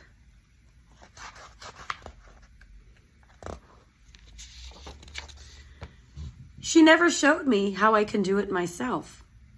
And here's the picture. That's me.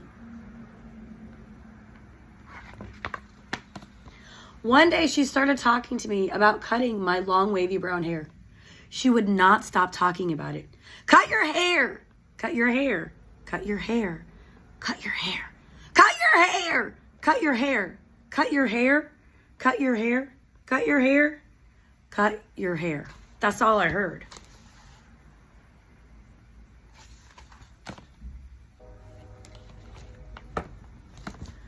While my mom and I were shopping for new black ponytail holders with the colorful balls on either side, she looked at me and asked me for the millionth time, "Do you want to cut your hair?" I said, "Yes," but I really didn't want to cut my hair. I loved my long, wavy brown hair, but I didn't want my mom to be mad at me. And there's the picture. She made an appointment for me at the Yellow Balloon in Westwood, California. I remember sitting in the yellow vinyl chair looking at the calm and quiet hairdresser, questioning my choice to cut my hair. I remember her saying to my mom while playing with my long wavy brown hair, "But it's so beautiful." And my mom replied, "She wants it cut." And here's the yellow balloon.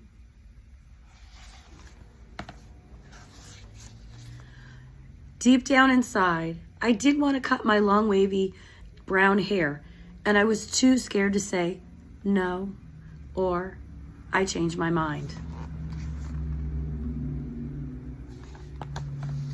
So the hairdresser slowly cut off my long wavy brown locks one at a time. Snip, snip, snip.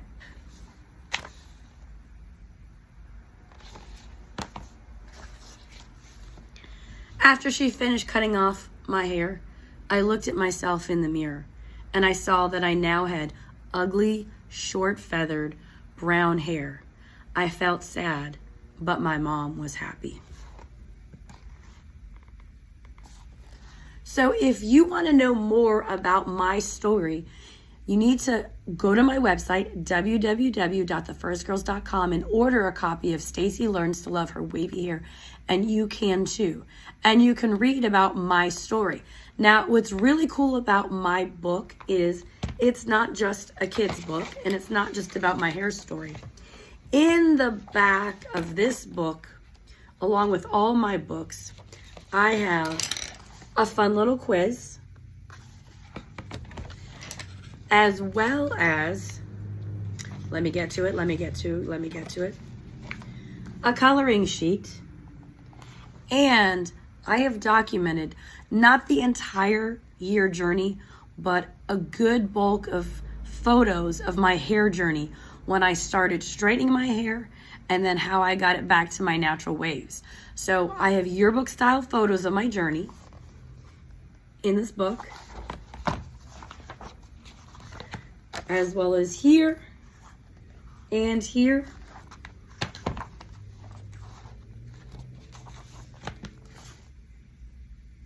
And the final photo. And the reason why is sometimes we need to see something before it gets better. Think of a butterfly. A butterfly does not just show up out of nowhere.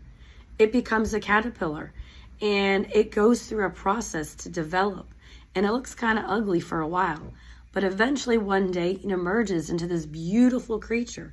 Well, that's the same thing with wavy curly hair when you start your hair journey. Sometimes it can look like a complete hot mess, and you have to push through those hard days until you get to that grand, great hair day. Now, another reason why I wrote this book to my 9-year-old self is when I was growing up, there were no products, there was no role models, and very little information on how to take care of my wavy curly hair. So for me, I needed to be able to write to my 9-year-old self. And I wanted other 9-year-olds, as well as 5-year-olds and 6-year-olds, and even 13-year-olds to know that they could learn to love their wavy curly hair no matter what stage it's in. So that way they could feel proud of themselves. And then they can always go back to their books. Now, before we go on, I have some tips I want to share with you. So in the next video, you're going to see some tips that I have regarding my third book in the series, What the Frizz, How to Take Care of Their Wavy Curly Hair, No Dry Brushing, starring the Frizz Girls. Stay tuned. Hey wavies and curlies, this is Stacy from the Frizz Girls, and as you can see, I have sopping wet hair. I just got out of the shower. I did a wash day, so I washed with shampoo, and then I did a rice water rinse, and then I did a conditioner, and no leave-in today. Didn't really need the leave-in, so I skipped it. And then I'm gonna go in and brush my hair and do a little scrunch out. And then I'm just gonna go ahead and finish out this EcoSlay Jello Shot. There's not much left in this package, so I wanna finish this out. And then I'm gonna follow up with this Airfoam Mousse. There's not a lot of this left in this package, so I'm just gonna finish this as well too.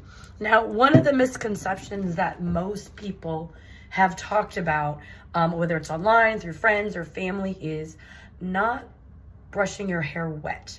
And that's actually a myth. So for wavy, curly, coily, kinky hair, it is actually necessary to brush your hair wet. And the reason why is it's better for your hair. And if you want to know why we do not brush our wavy, curly hair, you need to go to my website, www.thefrizzgirls, and grab a copy of my book, What the Frizz, How to Take Care of Your Wavy Curly Hair, No Dry Brushing, starring the Frizz Girls, and find out why we don't dry brush. So I'm going to show you a couple brushes that I have that I use on my wavy curly hair that you can grab for your own hair. Now, the first thing you want to do is make sure your hair is sopping wet. You want to make sure that you just got out of the shower and it's wet. If you have low porosity hair, that means that your hair will actually dry a lot longer. So it may not take in water and it may repel water. So you may have to coat it in more water. If you have high porosity hair like my hair, it just will soak up water like a sponge and it can stay wet. It's slowly starting to dry because you can see my waves in clumps forming, but that's for another video. So if you need to wet your hair, grab a spray bottle full of water and just go ahead and make sure your hair is saturated as much as it needs. So sometimes you'll be working on styling your hair and sometimes it'll dry really fast. You want to make sure your hair is wet. So I'm just going to go ahead and add more water, even though I really don't need it, to my hair. Then you're going to brush your hair. Now, for your hair, this is going to vary, okay? So for wavy or curly hair, you may or may not need to section your hair when you brush it. And the reason why I say that is depending on your hair, your texture, your density, and your porosity and length, some of you may need to section your hair and some of you may not. I have high porosity, high density, baby thin hair, and I have a lot of hair and it's wavy. And as you can see, it doesn't look very full, but if you've seen it dry, it gets pretty full, especially in summer when humidity is in full force. So sometimes, and actually most of the time, I don't have to section my hair. But if you have thick hair or curly hair, you might have to section your hair out. So you might have to pull it up to brush it and clip it. So I'm just gonna do a fast section of my hair. I normally never section my hair because I'm lazy and I really don't need to. So you're just gonna pull it wherever you need to pull it and clip it out of the way. So I'm lazy, I never section my hair. I don't really need to, okay? When your hair is sectioned, and let me go ahead and clip this out of the way so you can see a little bit better. Okay, we do not care what we look like. We're over this, so don't worry about it. Okay, now you have different types of brushes that you can use. I'm gonna show you 3 brushes that I have, and most of the time I use 2 of the 3. And I'll tell you where you can grab these brushes. So this is the Scrunch It flexible brush. It goes like this. I got it off the Scrunch It website, okay? This is really good for a younger one that have tender heads because it kind of bends, okay? So this might be good for you. This is one of my favorites to use. This is the denim brush, so you'll notice it goes in columns like this. And when you brush actually with this, you want to actually brush vertically, not horizontally. That's actually a tip that I learned on TikTok. And this is another brush which I use all the time, which is the Bounce Curl Define Styling Brush. It looks very similar to the volume brush. So the difference between the Define Styling Brush and the volume brush is the spacing on the sides here. You'll notice that the spacing is a lot wider than the volume brush. The volume brush, it's gonna be a lot smaller and there's gonna be more of the spacing. And the reason why it is spaced here and here is this is going to help you form curl clumps in your hair to get those clumping sections. Sometimes with wavy hair, your hair might you might brush it or comb it, and it might look stringy and you might not form a lot of clumps. So this is a great option if you have wavy hair to form clumps. This looks great on curly and coily and kinky hair. Now I'm going to show you how I use all 3 brushes, just so you can get an idea how to use brushes with my hair sections, even though I never section my hair. I'm just doing this for you guys. So you're just going to brush, and because my hair is sopping wet, I can pretty much go from root down the hair shaft. But for people who have maybe kiddos that have wavy curly hair and they feel like they get naughty, you're going to want to hold your hair at the mid shaft and then brush from ends up. Now, if their hair is sopping wet, usually you won't need to do that. But if it is naughty, do that. Now this is you can see this is just a denim brush, and I'm just going to brush vertically. And you can see how my brush just has a lot of slip, okay? So you want the brush to slide through the hair. The next brush is the Bounce Curl Define Styling Brush. What I like about this is I can pull it this way. And with this brush, you want to pull with tension and pull. And you'll notice you're forming clumps of hair, okay? You're going to pull and shake. And then you're going to start to form clumps of hair on your head. So we'll go and do this side. Everything's all whacked out and clipped up, but who cares? So we're going to pull, and to see, that's the clumps that are forming, okay? You're going to pull with tension, shake it out, okay? You can do this with or without leave-in, okay? So if you're one that uses leave-in when you're styling your hair, you're going to want to brush before you scrunch the leave-in out, as well as with the curl cream, okay? So I'm just going to pop the rest of my hair down and show you how I brush my hair without sectioning, okay? Now, if you section, you're going to want to go either from the bottom and the back up. You might divide the hair and do like the right side of the hair and clip that side up, and then do the left side and then section out the left side. It is going to depend on the person or your hair. It's going to depend on length. It's going to depend on texture. It's going to depend on density and the natural wave pattern or a curl pattern. So if you have a kiddo that's biracial and they have a lot of hair and it's thick, okay, and it falls more on the curly side, you might want to section their hair out and brush it in sections, because it's going to be easier to brush those sections out. If you have a kiddo that has wavy hair, you may not need to section the hair out. So it's going to depend on each kiddo's hair. You'll know as you look at that hair. Now I'm just going to take this hot mess down and just let it go. And I'm just going to shake it out, okay? Okay? So, and you can see I'm already forming clumps, but I haven't really brushed it, and I haven't used the Define Styler, and I haven't scrunched out the extra water. So now I'm just going to take this denim, and for me, I can run it horizontally. Why? Because it's sopping wet. But if your hair is not sopping wet like mine, either add more water or brush vertically. Sometimes you might put leave-in in your hair or your kiddo's hair, and you might not have a lot of slip, okay? Add more water. Now, sometimes if you noticed, it starts to get knots at the bottom of the hair. So down here at the ends, if you're having a hard time brushing the hair, even if it's wet, that means it's time for a haircut. So you're gonna have to take them to get a haircut and get the hair cut, because it's time for a cut, okay? But if your kiddo is tender-headed, do not start at the scalp and try to pull down their hair, because it's gonna hurt. You're gonna wanna hold the hair mid-shaft, okay? So about halfway through, you're gonna wanna brush through the ends, and then when it starts to get really easy to brush, then you're gonna work up the hair shaft, okay? You can brush underneath, or you can brush on top, okay?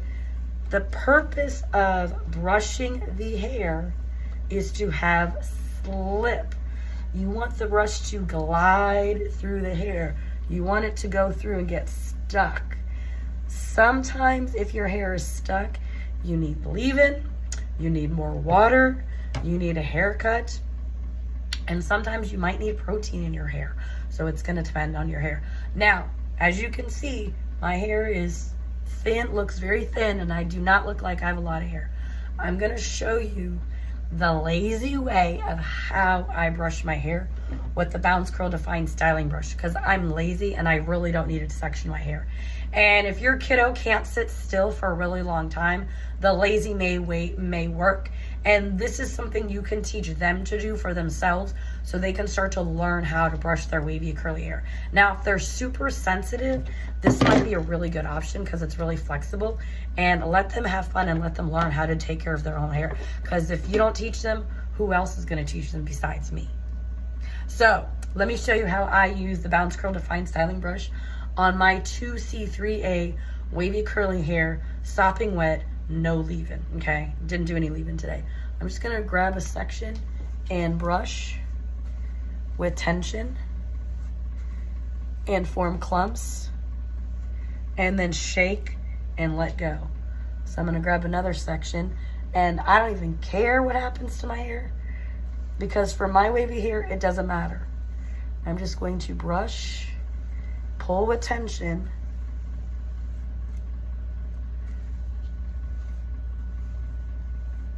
shake and let it go, okay? Gonna brush with tension. All right, let's do this section since it wants to be a part of the brush. Just pull with tension. I'm brushing up because as you can see, I have long hair.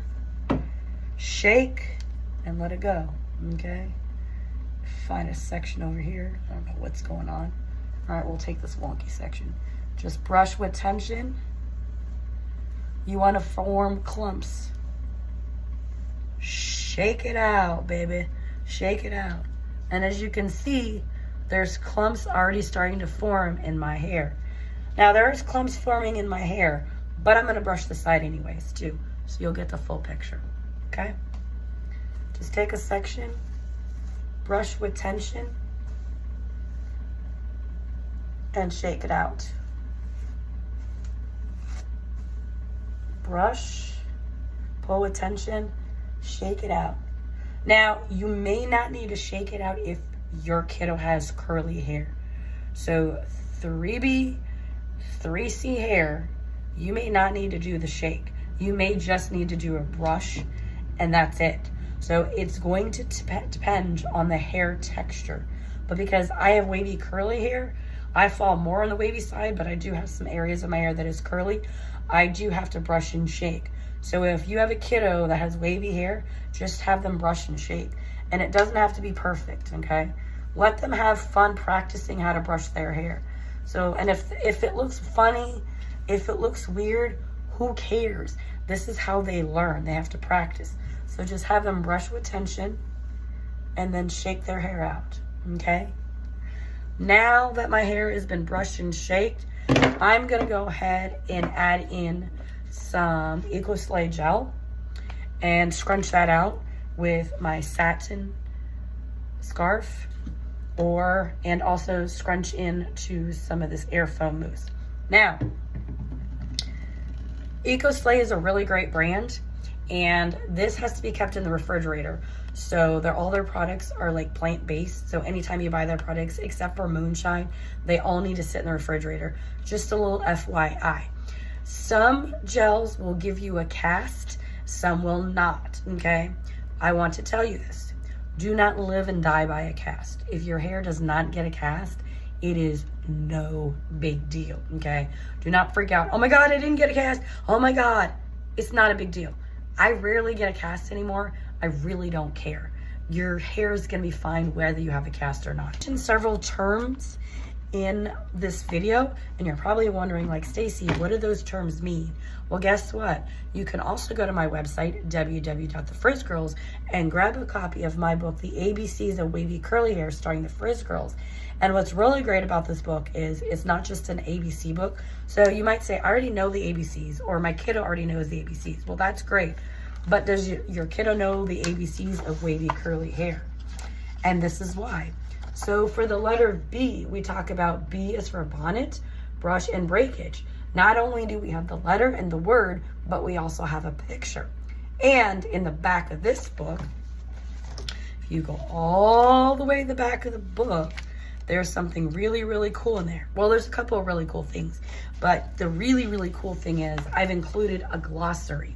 So all the terms that are in this book that I talk about regarding wavy curly hair are defined in this book. So if you don't know what breakage means, guess what? You don't have to Google it. You can just go to the back of this book and grab it. So hopefully this helps. Now there's some other cool books that I want to share with you. So stay tuned for me to pop back on and share with you those.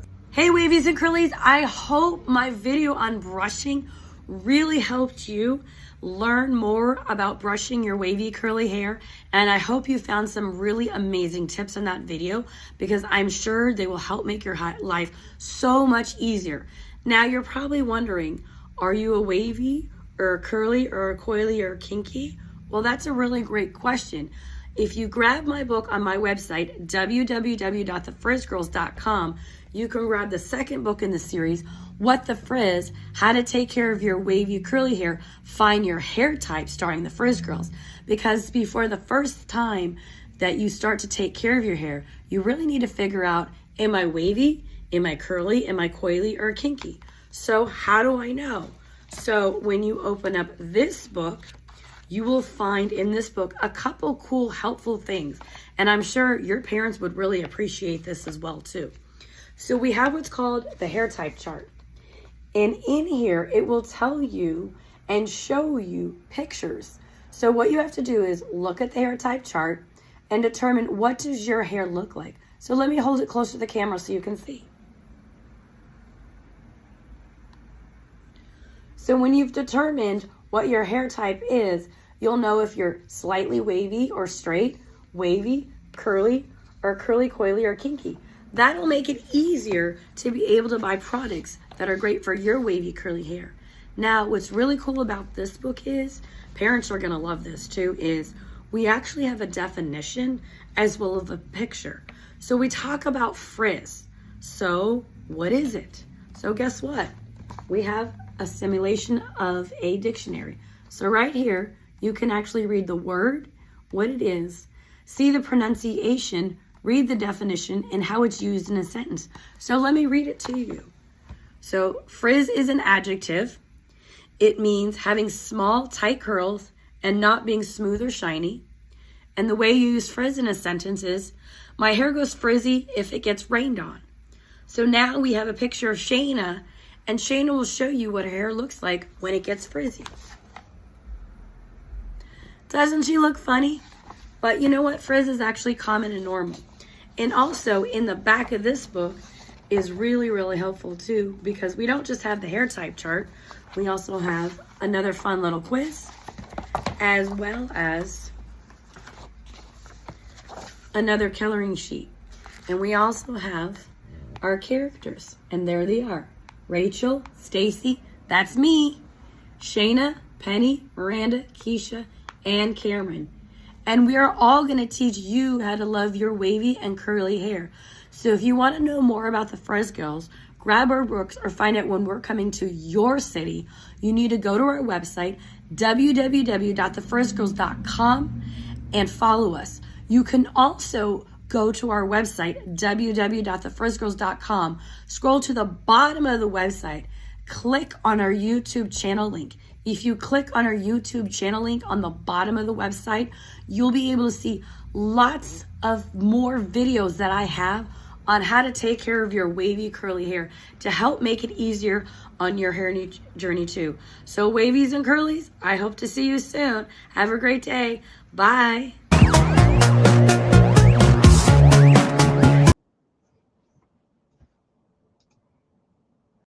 And we're back. Wow, where was Stacy when I was growing up? And I remember sitting there with my long, thick, curly hair. Quit pulling it. Quit. Stop the brushing. Well, you'll have to get your hair cut. Finally, I just got my hair cut. Anyways, I am going to bring Stacy out. And I am also going to bring Rosemary out when she is ready. So, Stacy, I just love your story.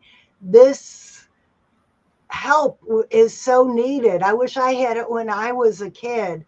What kind of feedback are you getting from the parents? I'm getting really great feedback. I'm finding a lot of parents, millennials and Gen X's, will come up to me and say, I wish I had this when I was a kid. And I say, that's why I wrote them, is because I didn't have this information growing up. Growing up in the 80s, 90s, there wasn't a lot of products available. We didn't really brush your hair wet because the brushes really weren't available. We did not have the amount of products that we have now. And no one was really talking or appreciating wavy curly hair.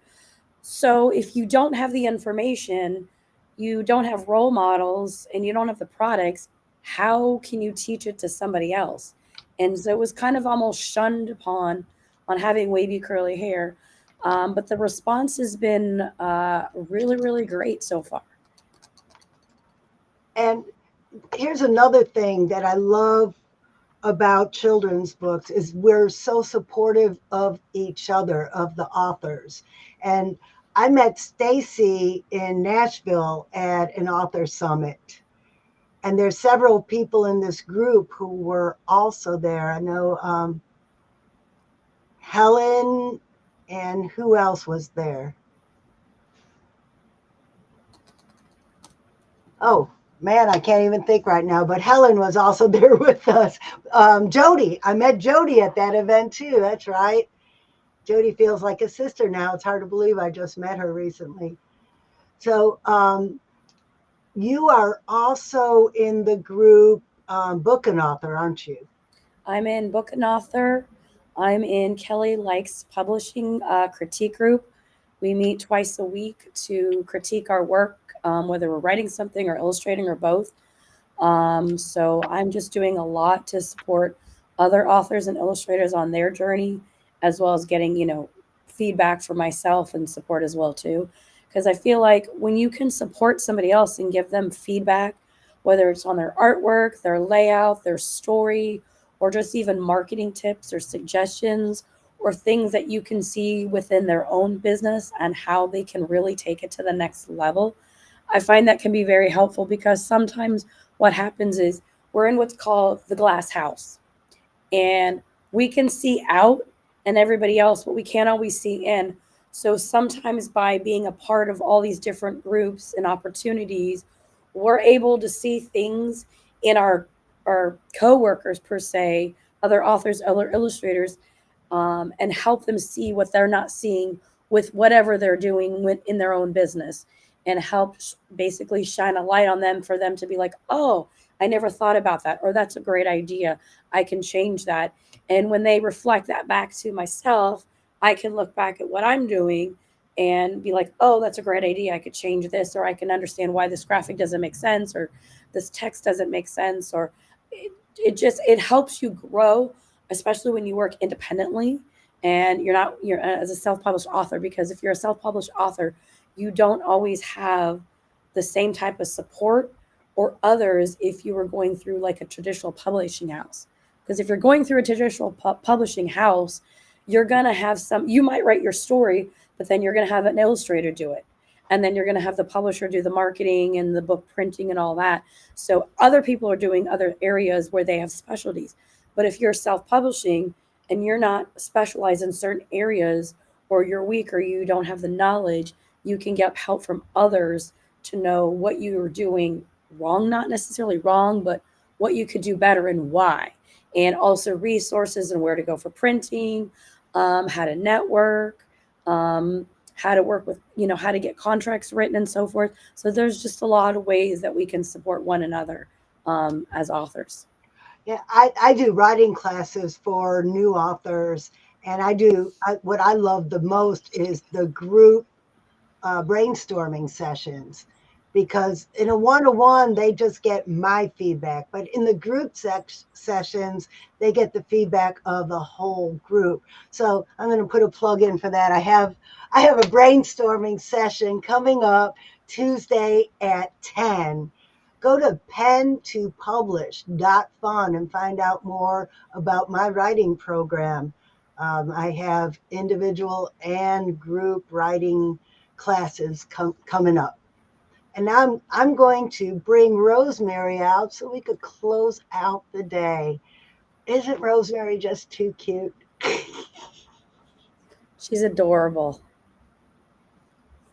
Uh-oh, your audio's not working, Rosemary. I loved your videos.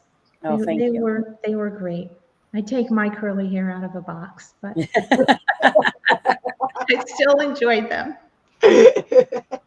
Well, she probably gave you some styling tips for when you restyle them. She did, actually. I'm going to try it. Absolutely. So, Rosemary, tell me, you've been on all day watching. Tell me some of the highlights to you. What were some of the highlights for you? Well, first, Stacy's, I loved her videos. I just love how she does her videos. I follow her on YouTube. I also cried with Jody's. You know, I have read her books and I was very emotional with them. I just thought everyone was amazing today. Kenya, and I can't wait to get all of their books. And it was just a really great 2 days of amazing authors, really amazing. The stories were just motivating and heartfelt, and I'm so pleased to be part of this group. I'm so happy that you are part of this group too. Thank you. And Stacy had mentioned networking. In this group, we all invite our friends who are also children's authors. I already knew Rosemary from Toastmasters, but then Rosemary brought one of her friends into the group. So I got a brand new friend. And like I said, I met Stacy in Nashville and Helen in Nashville, Jody in Nashville. Who else? Renee found us online and joined us and then brought Kenya in. It's just the networking, the meeting new people in this group, learning about new programs. I'm joining Book and Author because I met Helen and Stacy. If you are a children's author, if you know a children's author, tell them about our group because we really want to meet new people, get new ideas, and bring more people into the children's authors family because we're going to do this again in the spring. Yay. And then on that note, we also would love your feedback. Did you watch us and see something we could have done better? Did you watch us and see something you really like that you want us to do again? Then let us know. So the next time we come out with a 2-day event like this, we can make it bigger and better, invite more authors in, get more audience watching. I'd love to find out if you are watching this live or in the replay. Tell us where you are so we know where our videos are going, where our website is being seen. This will be really helpful. I had a friend in Scotland who was watching Yay! yesterday, and I had a friend in London who was watching today. Oh my gosh, we're international. Stacy, have you got any feedback on? We've been streaming onto probably 10 different social media accounts. Did you get any feedback from your social media? Not yet. I haven't really looked. I was on Facebook all day yesterday and today. I was on TikTok all day yesterday until they decided I was not allowed to live stream today. So I don't know. I didn't get much feedback from there. But you know what? Here's the way I look at it. Ray Higdon said this a long time ago. I used to follow his teachings. And he said, when you are doing a video for people, you don't expect people to watch it right then and there. You want to talk to people as if they're going to watch the replay. So before lives even became a thing on Facebook, he was actually recording videos and uploading them. And he was doing this every day for like 12 years in his business. And over time, as more and more people got to know him and watch the content in his videos and were learning things from him, he started building a following. And as he built a following and more interest, he ended up building a company. And in that company, he taught others how to do the same thing. And so I learned from him in his videos how to apply this to myself. So even if people are watching, the live right now, or they're watching this maybe 2 weeks later or 2 months later, they're going to find the content in this video from every author extremely beneficial and helpful. And there might be an author in here or that watches this video that wants to be a part of our group for the next event in spring or in summer and so forth. We don't know what the results are going to produce. All we can do is plant that seed and let it go. It's going to grow on its own. How it grows, when it grows, where it grows, we don't know. All we can do is put the information out there, let people know that we as authors are available. Our books are all available on the website, www.childrensauthors.com. Just go to the website. You can look up every author. You can read all our little bios. You can click on the links to any one of our books and purchase any one of our books. You can contact all of us individually if you want more questions answered, if you want to book an author visit with either one of us, if there's something specific that one of us authors offer that you want to take part in. I know Francine mentioned that she has critique groups. So if you want to be a part of her critique group, you can reach out to her directly and get more information on that. I know Rosemary does visits as clowns, and you may want to contact her or talk to her more about her books, or any of the authors. You might want to contact me about hair care or wavy curly hair or an interest. We're all available to answer those questions at any time. You just have to reach out to us and let us know. That is a good point. We love feedback. We love to talk to people. We love to read to kids. Mhm. This is a great opportunity. If you saw somebody here that resonates with you, invite them to your next kids party. Invite them to your next children's event. As a matter of fact, every one of us would love to come and showcase our books and talk at your next children's event. Use this as a resource if you are doing any kind of children's programming, if you have any kind of a outreach program for kids. Use us as a resource. We are a wealth of knowledge and information and fun.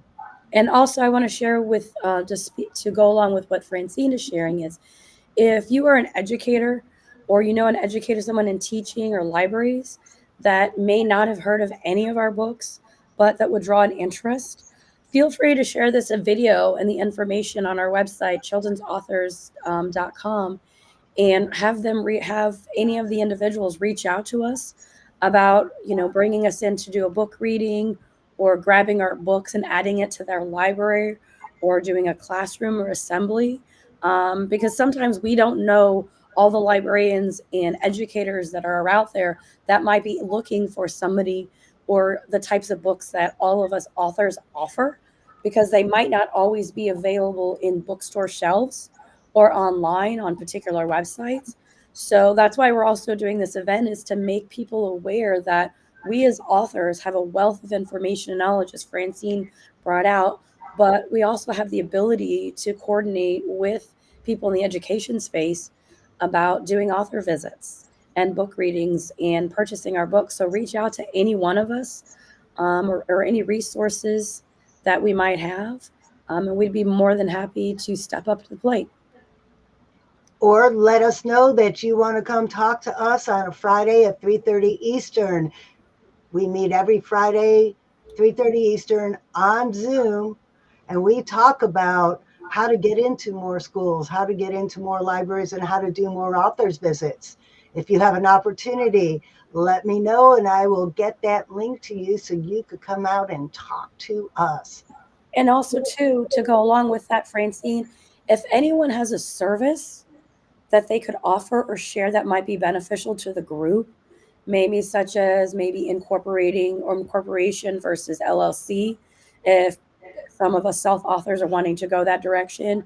If you are a company that offers print services for books or even promotional products to go along with books, or even plushies or dolls or toys, we'd love to speak to you and get more information about you and your company and how you can help us with our businesses. If there's any types of services or things that you can provide that might benefit children's authors in the children's author space, that appeals to more than one of us, we would love to be able to welcome you in to share your knowledge and your information, so that way we have at least the information of starting point for what we want to do. So maybe somebody's wanting to do plushies, but they don't know where to go or who to talk to. And maybe you've got plushies done and you have a recommendation of a company that you can share with us and can answer all our questions. We'd love to talk to you and get that information as well in the group, so that way those of us that are interested could take that information, decide if it's going to be a good fit and a good opportunity for our business as well as our books. This is all about the networking. So I love that Stacy brought that up. If you support authors or small businesses in any way, let's network. And with that, it is 3:03. We did it, girls. We did it. Yay. Yay, great job, ladies. Everyone was amazing. I'm going to end the stream. Hope you enjoyed us.